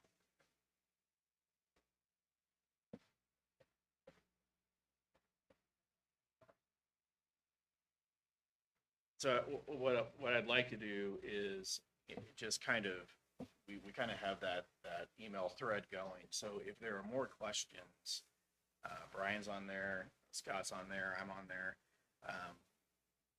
I would really like for us to, in this next meeting we have coming up in April, make a decision on what we'd like to see. But it's my understanding, we don't need to make a decision, you do, because You- this doesn't need board approval. If we would add a position, it would likely need board approval. So if we would do like the 2 full days plus the developmental preschool, then the board would need to approve that because that would be an extra spot. If we would decide to go the 2, the developmental and the 2 half days and then 1 full day, not necessarily. It probably would just be better and cleaner if the board approved either way, just because if we're going to add a position, then we're safe that way. If we don't, then, you know, it's kind of, you're gonna help us with designing the fees and approving the fees, so we can also put the structure in there as well. And we've been kind of waiting on this because we have our open house on May 2nd, Thursday, May 2nd. So to get this information out, to really see what the interest is, you know, so pretty much what we would put out to the community is just the full day option, because the developmental option is only if you have an IEP, and those students are given, they come to us. And we're required. Yes, and we're required to, yeah, so. The other option could be, Rob, you know, we do the two developmental and we do the full day. We kind of see what the interest is.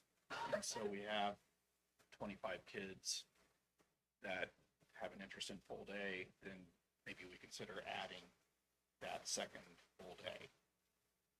You know, especially if we're looking at, you know, you have 25 kids that are interested in May or June or something like that, then that's something we could add later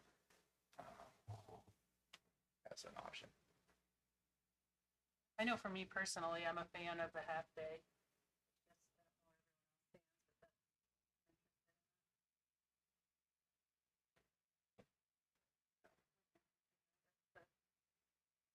Discussion, you know, if anybody else has. The half day hours were 8 to 10:30 and then 12:30 to 3. And why are you a fan of the half day? Me? Yeah. Well, I think it comes down to, I want to provide support for students. I feel like at that age, the full day is too big. I feel like I reviewed some of the data that you had, but I just, I guess having worked with my own children that age, I feel like anything beyond a certain point, there's only so much information, content, whatever you want to call it. I mean, I had kindergartners that still came home and took a nap at 3 o'clock when we went to full day. And so I think I guess I'm a big support of introducing the educational side of it, but also giving them an opportunity to just do what that age group does. I don't see a need for them to be in school for a full day yet.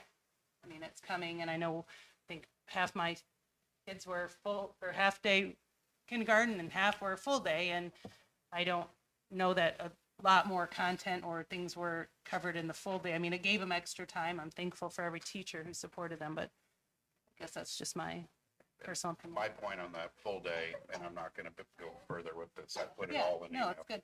But beyond reading and writing, we have an obligation to those kids to teach them social skills, things of that nature that they don't get in a half-day program. And there is a tremendous amount of data to support the educational component. It's kind of a wash, as the data said, but there's huge impacts to our behavioral, our attendance, things like that as they get into the elementary and middle school, when they are in front of professional educators for as much time as we can get them. So that's just my, my soapbox, is that it's not always about the reading and the writing Oh, absolutely. scores. It's when they hit kindergarten, can they, do they have respect for the teacher? Can they sit there, Right. raise a hand, those types of things. And my feeling is that we're not going to solve our test scores in the 3rd and 4th and 5th grade. We're going to solve them in our pre-K and K programs as those kids go through, if we align those curriculums to, here's our pre-K curriculum that morphs into our K, into our first, into our second.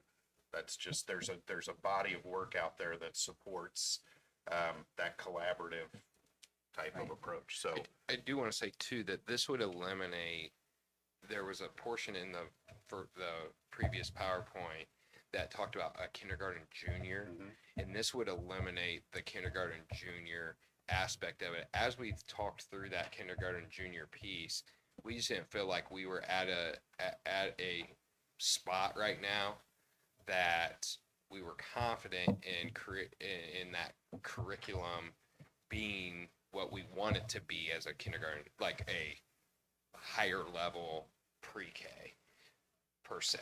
So I think that I think we were looking at it very big, and I think we needed to break it up a little bit Yeah. more from my perspective. So, And really to piggyback on Rob, you know, even with, has the quality and the whole concept is play-based learning, correct. which again is where you learn the social skills, but you also can learn, you know, from the academic side. So I agree. I would agree totally with you that I think that socially and emotionally, if we can give some of our students that opportunity in preschool, that does make them more successful later. And I would just say, and then I am done. But I would say I am in Brian's school on Fridays. I do have a mentor or a mentee, and he is brilliant. And his whole entire gig is behavioral, you know. So I understand that we want to get wrapped around the axle of test scores and things like that. But at the end of the day, we're not mentoring kids that are having academic issues. And the earlier we can get them folded into structure and mentoring programs and things like that we now have at our disposal, we cannot help but increase our output and outcomes as they transition into the rest of your building. So I don't know why I've thrown an anchor on this island, but I think I have. And just because of my practical experience of, like, we talk a lot about the test scores, and then, you know, when I work with the mentees, they're brilliant. A lot of these kids, even with the IEPs, are super bright. Yes. They have behavioral things that get them some of those things. So I'm lifting my anchor. I will go back to being adrift, but I think it's important that we not get caught on just the reading and writing part of preschool, but then the behavioral and the things that COVID took away from us when we stuck them in the rooms while people were doing their jobs on cameras. We're paying for that now, and we've got an opportunity to maybe rectify that a little bit. That's Well, and I would my opinion. want to ask in that same vein, like, there are students such as you're discussing with behavioral issues that might require more of that. But are there also some students who might not, right? Maybe they're receiving some of those same lessons on, you know, authority and structure in their home Yep. for a half day. And so maybe I don't know if there's a screening process or something to evaluate to know, does every child need Well, that? I think what we would do, just because we offer a full day doesn't necessarily mean the kid Has has to stay a whole day. I mean, you could still have some kids that, you know, are in the half-day program. Yeah. And I think we have that now. Yeah, and if we see a student that just can't survive that full day, and now understand too, is that part of that full day is after lunch. So they have lunch, then they do have a nap time, and so a rest time. I don't want to say nap time. You can't force them to sleep, but they do have a rest time. Then they wake back up and have a time more play and so forth in that full day setting. And the paths the quality really dictate how much time can be spent, and although all of them have to have a rest period, which I'm old, but you know, we had half-day We all kindergarten. want to be in We preschool had now. half-day kindergarten and a rest time. Yes. And one more thing I do want to say too about the kindergarten junior stuff, even though that we aren't moving necessarily forward with that, it has created another avenue for our pre-K and our kindergarten teachers to collaborate. And that's huge. I think, you know, going back to your point, Rob, of that full day and everything that goes into it, I think our kindergarten teachers would probably say the same thing. Our kindergarten teachers would say, if we could just get our students to come in and be able to know the structures and the stuff, and that's an advantage of having it in a school, right? Because they can be a part of that school community and the structures of school, but also at the same time, if a student doesn't need that, or even if a parent elects to say, hey, you know what, I am just going to take my kid, I just want my kid to come half day, and I'm gonna take them out, we can totally accommodate that. You could customize it like if I said I wanted to full day 3 days and stay half day 2 days. Yeah. I think that's great that at least that's what St. John's did, but like you had said, you liked half day, but then, and I agree, I like half day, but also that year before kindergarten, if they could stay a couple days all day, just kind of get them used to the full day aspect, which is nice. Yeah, we can customize it. If we offer the full day, we can customize it. We can go down, we just can't go up. That's great. And I do think one thing that will help is we are asking everybody to fill out a On My Way Pre-K application, which we have not done in the past. So hopefully we can grab some people that may have qualified in the past. Maybe they'll qualify in the future if that's just part of the process. So, thanks, Brian. Thank you. If you could, I will relinquish the screen.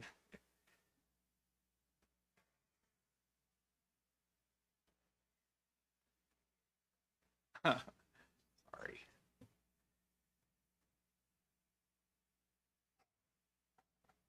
okay.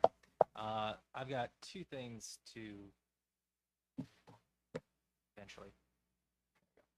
Two things to discuss with you with this particular. First one is our science resource adoption. This is 2 years in the making. So we had the process. First, I'll describe that. So we have building level committees, one for the elementary, middle, and high school, made up of teachers, administrators, and parents. We are fortunate to have one or a couple from each of the buildings here tonight. We have obviously Mr. Johnson and Mrs. Ripper served on the science adoption for the elementary. Mrs. Tong served on our middle school. And then obviously Mr. Leach, and then Mr. Gosnell joined us for the high school. So if you have questions about any particular thing, I'm sure they'd love to jump up and share all about it. But again, we had monthly meetings last school year, 22-23, where we went through and reviewed. We created a rubric. We reviewed what was most important to us as a school and a science curriculum. They had new standards coming out, so we had to take those in consideration. Went to a textbook caravan, learned all about the resources. Got all the way up to a recommendation for you, and then the school state decided that they wanted to change the rules on us, and they were told us to put a hold on it, that we were not to commit to any long-term contracts because they had to give out a high-quality instructional material list for us because the state was moving towards making schools pay for curriculum materials after taking that away from families. Great, that's awesome. But then they're like, but we're going to give you money for that, but because we're giving you money on that, we want to tell you what's okay to buy. So they've provided us a list, sort of, not really. It's been unofficially released in March to the vendors, but not to us as of yet. But I have gotten confirmation from both the vendors who were our top choices back last spring. We met again this past month in March with those committees again. So again, thank you to everybody who joined us for that. We confirmed those are our choices. For elementary K through, well, should be 2 through 5. We'll talk about that in a second. It's going to be Savis, and 6 through 12 is going to be McGraw Hill. Those are two of the larger vendors. They also were approved for reading curriculum. So aside from just trusting our vendors that they're approved, they're approved. I believe the state is supposed to be releasing that information officially here in the next week or so. So exceptions here. Well, I mentioned before, it's really 2 through 5, not K through 5, because after consideration with our kindergarten and first grade, we talked about how is there a need for a physical textbook, digital license for our K-1 students. And after consideration, the standards are really relatively simple. They don't really warrant a full textbook adoption that's going to cost us tens of thousands of dollars. The content can be developed by teachers based on the state standards and shared via the grade level scope and sequences. They are simple enough that they can be integrated into their that was something I confirmed with both the kindergarten and first grade. They felt confident about that. They did that this year because we weren't able to provide a resource for them. So they said, no, there's no need for us to spend money. So again, we felt pretty confident as a committee that that was okay. So we moved forward with that. Like I said, just a quick summary of these two resources for you. Savis is technically the resources called Elevate Science. It's a consumable resource that's also a digital resource as well. So kids will each get their own paper copy of sorts. They use up in the year and then it gets saved into a lovely box or recycled appropriately at the end of the year. And we have the digital licenses, so parents and students can access this digitally whenever they want to. So if their student forgets their textbook out at school, got it at home. Teacher edition textbook and digital licenses are included with this at no cost. Activity card games also at no cost. Leveled readers for classroom library at no cost. So really, we are only paying for the consumable textbook and for the digital license. Professional development is added in there as well for a total of about $52,000 for 2 through 5. I provide you guys the quotes on that as well, as you can see the breakdown there. For grades 6 through 12, they again, alignment wasn't necessary, but really welcomed having that aligned curriculum there with the textbooks. So again, McGraw-Hill is titled Inspired Science. Again, middle school, it's a consumable textbook for each student. They get a digital license as well. For the high school, to save us a little bit of money, and which actually reduced our costs by almost $10,000 here, we're doing classroom sets of textbooks. Again, every student will have a digital license and access to it. Every student has a one-to-one device. So again, everybody has access to it. We have enough of a classroom set that if students need to take a physical textbook home for whatever reason, we can do that. Again, if everybody did that, wouldn't be able to, but we have about 35, 40, I think it's on there, I can't remember which, as far as a class set goes for each subject. We're also purchasing 1 year supply of labs for the middle and high school.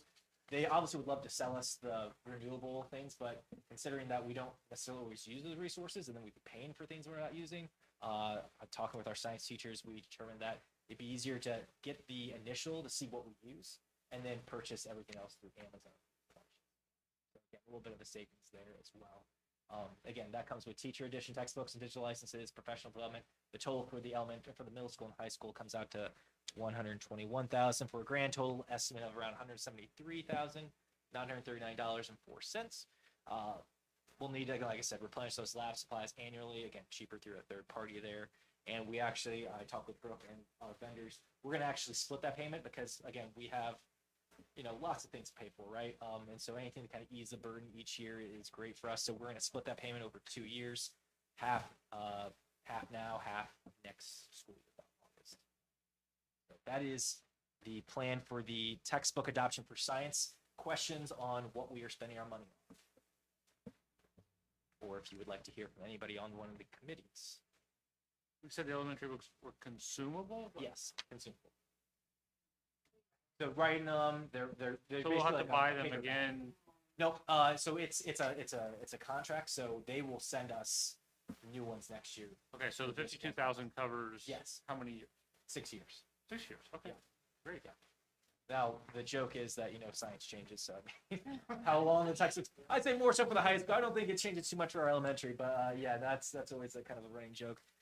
But they did just change the standards. These are all aligned to the new standards, so we should be good until they decide to change it again. So.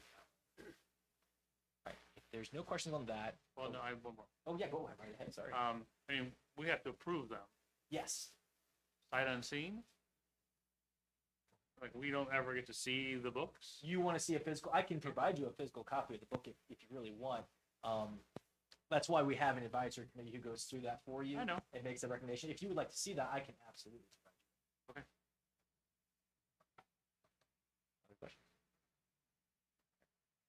Other questions? The reason I'm kind of anxious to get to this one is this has kind of consumed my life for a while now. Curriculum material approvals. I am literally giving you the most kind of elevator pitch on this as I can. I couldn't spend an entire month talking about this and not have enough time.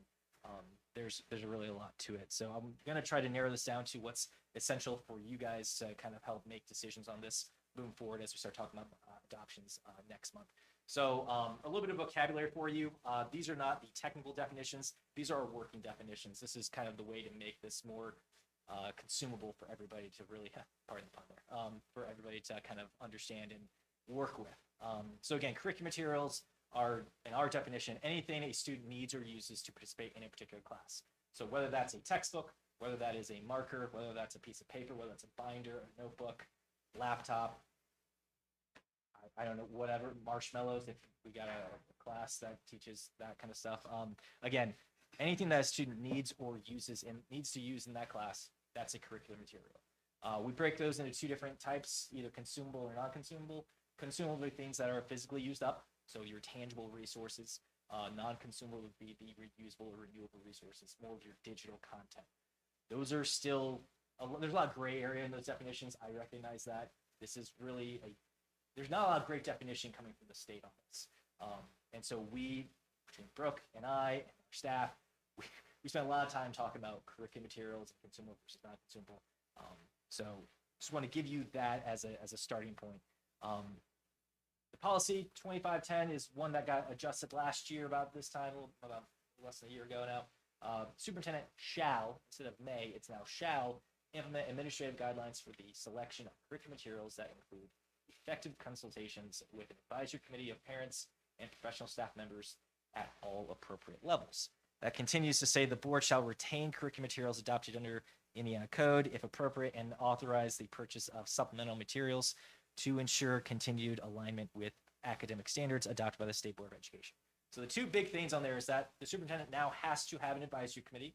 So we have advisory committees now for all of our supplemental curriculum materials, and it is now incumbent upon the board to authorize purchase of all supplementary curriculum materials. And as you'll notice, we just had a conversation about purchasing a science textbook. That would be considered a primary curriculum material. So you approve those, and now you also approve all the supplemental curriculum materials as well. So you guys have quite the burden in front of you at the moment. Again, everything is essentially going to be approved by the school board forward. That's what the policy says. So now we're going to talk about the process, right? There's two avenues we're following here. And like I said, this is about as much of a nutshell as I can make it for the supplemental non-consumable curriculum material process. Teachers needed to submit a purchase request by March. I went and personally talked to almost every single teacher in our district to explain all this to them. It took me about a week. And they asked many great questions and helped refine some of the definitions we talked about today. Again, they submitted those requests in March. I have all of those now. The advisory committee is now going to meet. There's one in each building. They will meet in the next couple weeks here to review those requests, following a set of criteria and rubric that I'm going to share with them this week. Once we sit down, review all those, I will also sit down with Brooke and Dr. Glaze to discuss financial implications, what's responsible for us to pay for and what's not. Following that, we will submit that to their recommendations to you as a board. You may review those recommendations and we'll have the option to approve those.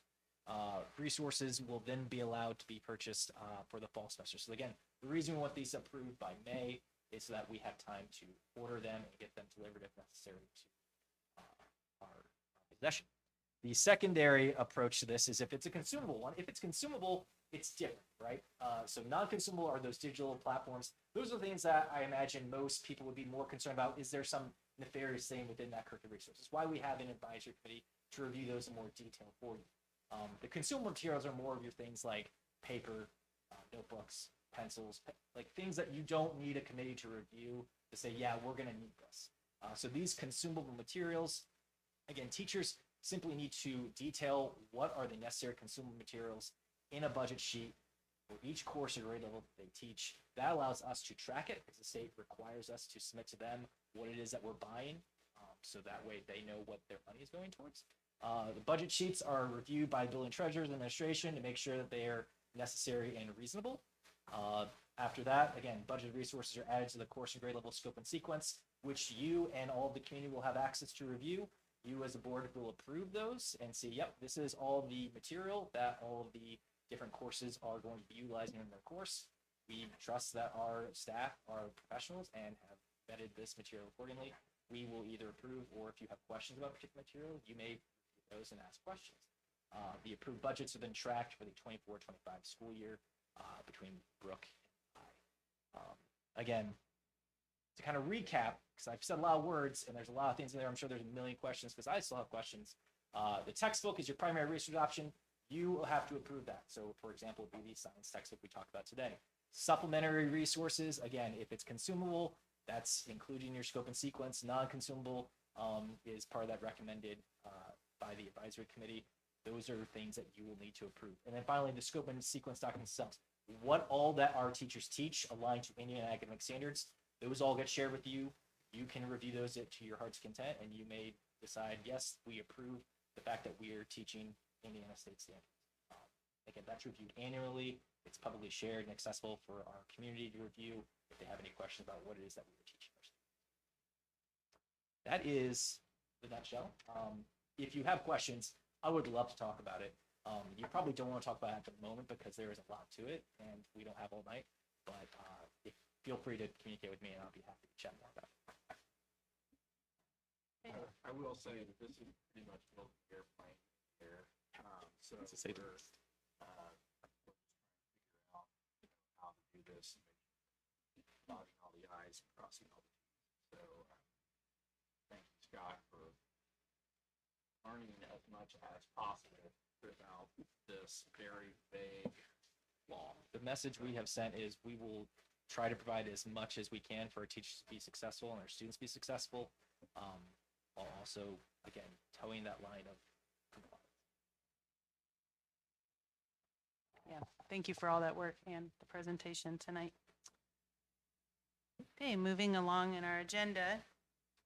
In your packet, you had the department reports. Does anyone have any questions on those? Okay, next is our financial report from Brooke.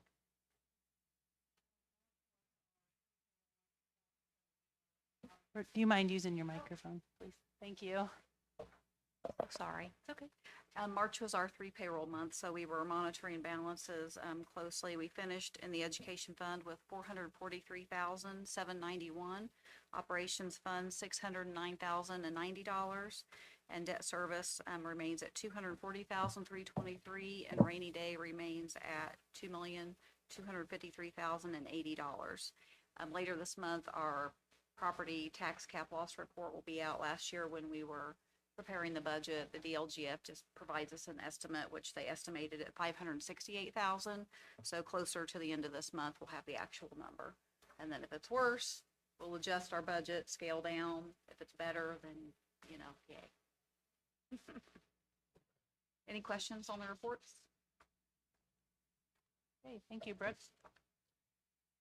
Okay, moving along to old business. Tonight we approve an additional appropriation from the rainy day fund.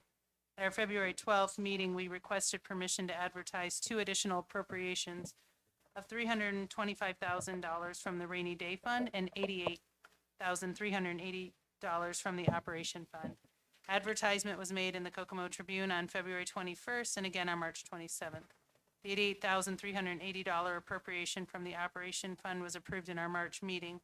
Tonight, we are asking for approval of the additional appropriation of $325,000 from the rainy day fund for upgrades to the Inferno. The rainy day fund will be reimbursed using proceeds from the Friends of the Inferno Capital campaign. It is recommended the board approve the additional appropriations resolution. Need a motion and a second to approve, and then we can have a conversation. I move to approve the additional appropriation of $325,000 from the rainy day fund. Thanks.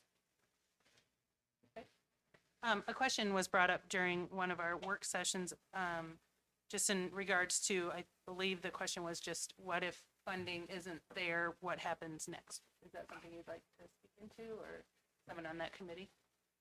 Well, I think that I really feel very confident that we're going to make that.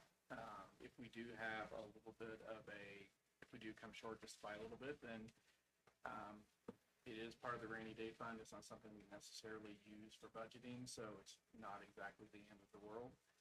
But I would certainly, we're going to make every effort to put that money back. And I feel like right now I'm not exactly sure how much we have coming in. But I think we're nearly one, I don't know, second. So, but we also have a lot of dollars that are out there that are promised that haven't necessarily come through yet. So I feel like we're going to be in good shape. I think it'd be important, just as a member of the committee, for your question, Laura, this is a 12-month campaign to pay back that money. We've had a tremendous amount of people are waiting on their tax season, which I guess ends on Monday. And then there's a year-end push for people in the community as well. And so we've taken a year to put these funds back in there, knowing the current environment that we're all operating in. and also giving people a chance to evaluate it not only with a tax return or an opportunity at the end of the year to make that donation as well. So, The question I've been asked, I didn't think of this, is why did we start the project before the fundraising? It seems backwards to people that we are under construction without the money and having to borrow from the rainy day fund. It seems like a legitimate question. I think that the committee felt like, a lot of things could be done before we had our own program. And we don't want to do anything that could damage our, so you're putting in, a speaker system, you're putting in, visual displays, you're doing all these kinds of things. If we're doing that as part of the construction process, then there's going to be some alignment as far as, a sequence to make sure that nothing gets messed up in the process. The other part of it is, kind of like what we did with the greenhouse was kind of a show me kind of thing. Okay, we're putting this together, we're building this, and we're making every effort to make this thing happen, and then people came through because they saw it was going to happen and they wanted to be a part of it. So I think that was the other side of that sometimes when you build it, they will come, and so hoping that will happen. Anybody else in the committee is welcome to say. I felt like as a board, we had a conversation in a work session, and just after reviewing just a lot of the, just commitments from the community, people who wanted to be involved, seeing just the direction that it was going, we felt confident that we could raise that money. And so we, at that time, decided to put that on the agenda to approve. And we made a list of what was important, like Dr. Glaze said, while the gym floor was up, and things that we could add at a later time, when more money came in for that more donation. Playing devil's advocate again, that doesn't really answer the question as to why we didn't do the fundraising prior to. I mean, there was no reason we couldn't have done, this is what I'm, No, that's a I legit question. mean, this is what I tried to explain it to them, and that seems like a legitimate concern, that the money could have been raised. I think people need to remember the environment that we were operating in at the end of the middle school project, the end of the elementary school project. We had bids come back in for the high school and for the Inferno that were just, to use my son's word, bonkers, right? And at that point, we made a decision that if we were going to renovate the Inferno, the time to do it was now when we got the floor. And we had to spend the money that we had issued for bonds, or bond issued money, on the increased cost and all the things that went into the rest of the stuff we're sitting in today. So it wasn't really an afterthought. It was a reflection of the current environment that we found ourselves in, and there would never have been a better time to do the things in the Inferno than when the old floor was gone. And so, that when I tell people that, it was, we got a new bid and it was quite a bit higher, and we had to make some decisions. And then if anybody in the community wants to blame somebody, I think it was my idea to use the rainy day fund as the bridge loan to get the fundraising done. But it was just a recognition of the environment that we found ourselves in, as a part of inflation and all the things that we had going on. So I don't know if that's helpful, Eric, or what, but that's kind of where it ended up.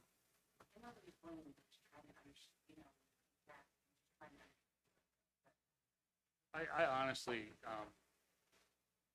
it very concerns me that we didn't raise the money first. I understand your answer, and that we're borrowing from the rainy day fund with a hope, I think you said we hope to pay it back, and that doesn't seem fiscally responsible to me, to do it in that order and do it in that way. It just doesn't. And I know I often disagree with the other 6 members of the board on that, but I guess that's my role.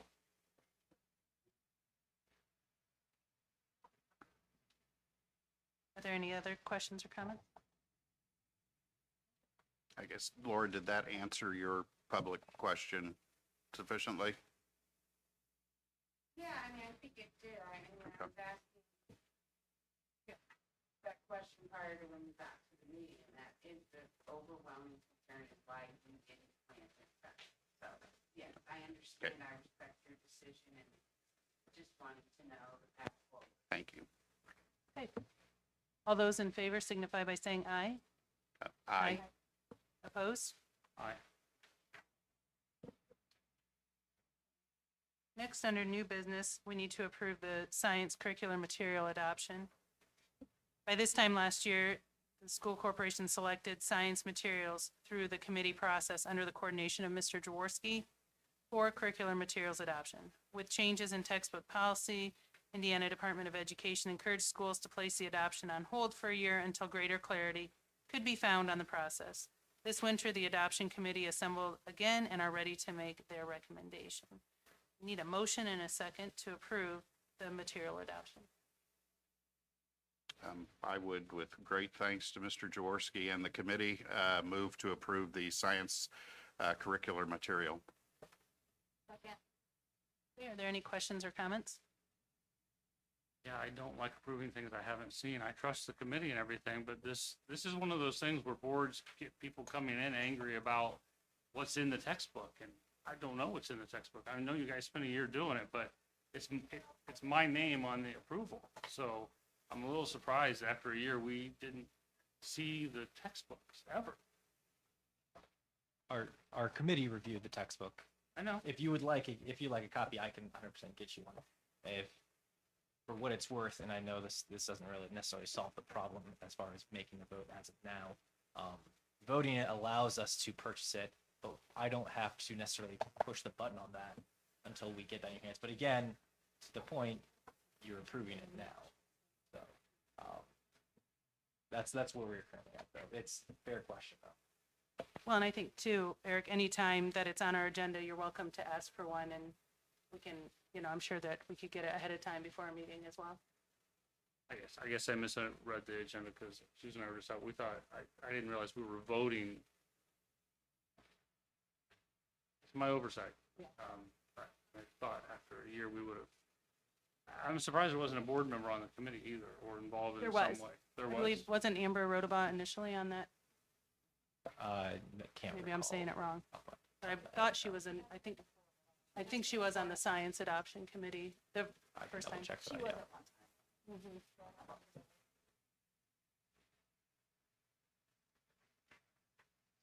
I would ask, is that a request moving forward that we have a board member on each of the committees?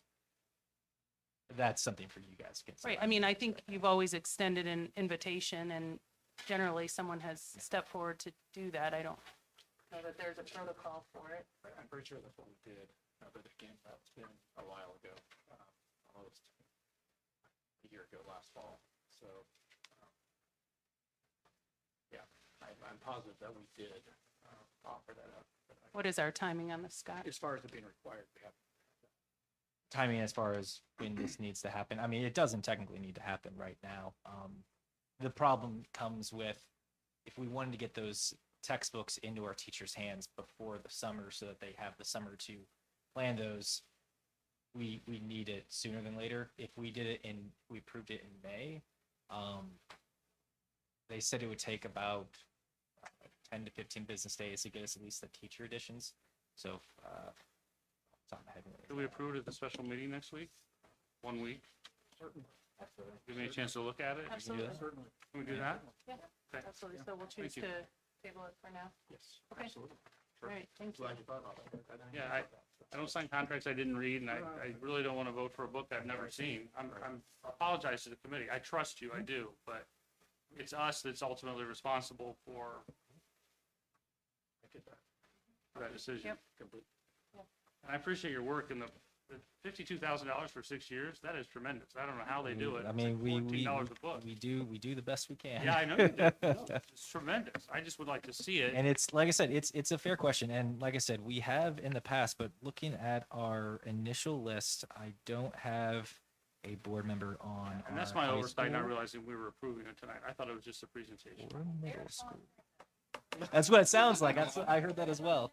Oh, every time I raise I'm on the wellness committee. Sorry about that, Eric. You need a committee. I might have been wrong on that, sorry. We've done a couple different. options, but we'll table that for tonight. Okay, other matters come before the board. Does anyone have anything? Okay, we have the Branding Public Relations Committee on April 15th at 5:30. Our upcoming scheduled events on April 19th, it's a busy day. There's an e-learning day. Students will not be in attendance. It's also the high school prom and kindergarten roundup. May 1st is the food service bid opening and scoring. May 6th through 10th is our teacher, staff, and appreciation week, which will include our pre-employee appreciation banquet, 4 o'clock, and then on May 14th is our next school board meeting. Items for future board meetings, we have the Wellness Committee report recommendations. That's in your packet, and we will take a look at that later in May or June. And also handbooks will be coming out in May and June. All right, lastly, I need a motion and a second to adjourn the meeting. So, sorry about No, that. go ahead. If we're approving handbooks sooner, about the vaping, you said that would be in the handbook. That'll be in June, But- when we Okay, do the student handbooks Okay. in June. so we didn't have to vote on, No, okay, no, gotcha. no. I Okay. think we're just gonna do it as a pilot Okay, for right now. And again, giving parents a choice. You can either do this or do this. I think that's fair, just kind of see how it rolls. okay. And then if we feel like it's a good thing, then we do it. Yeah, no, that's great. Right, motion and second to adjourn. I move to adjourn the April. All those in favor signify by saying aye. Aye. Opposed? All right, thank you so much for coming. Have a good evening.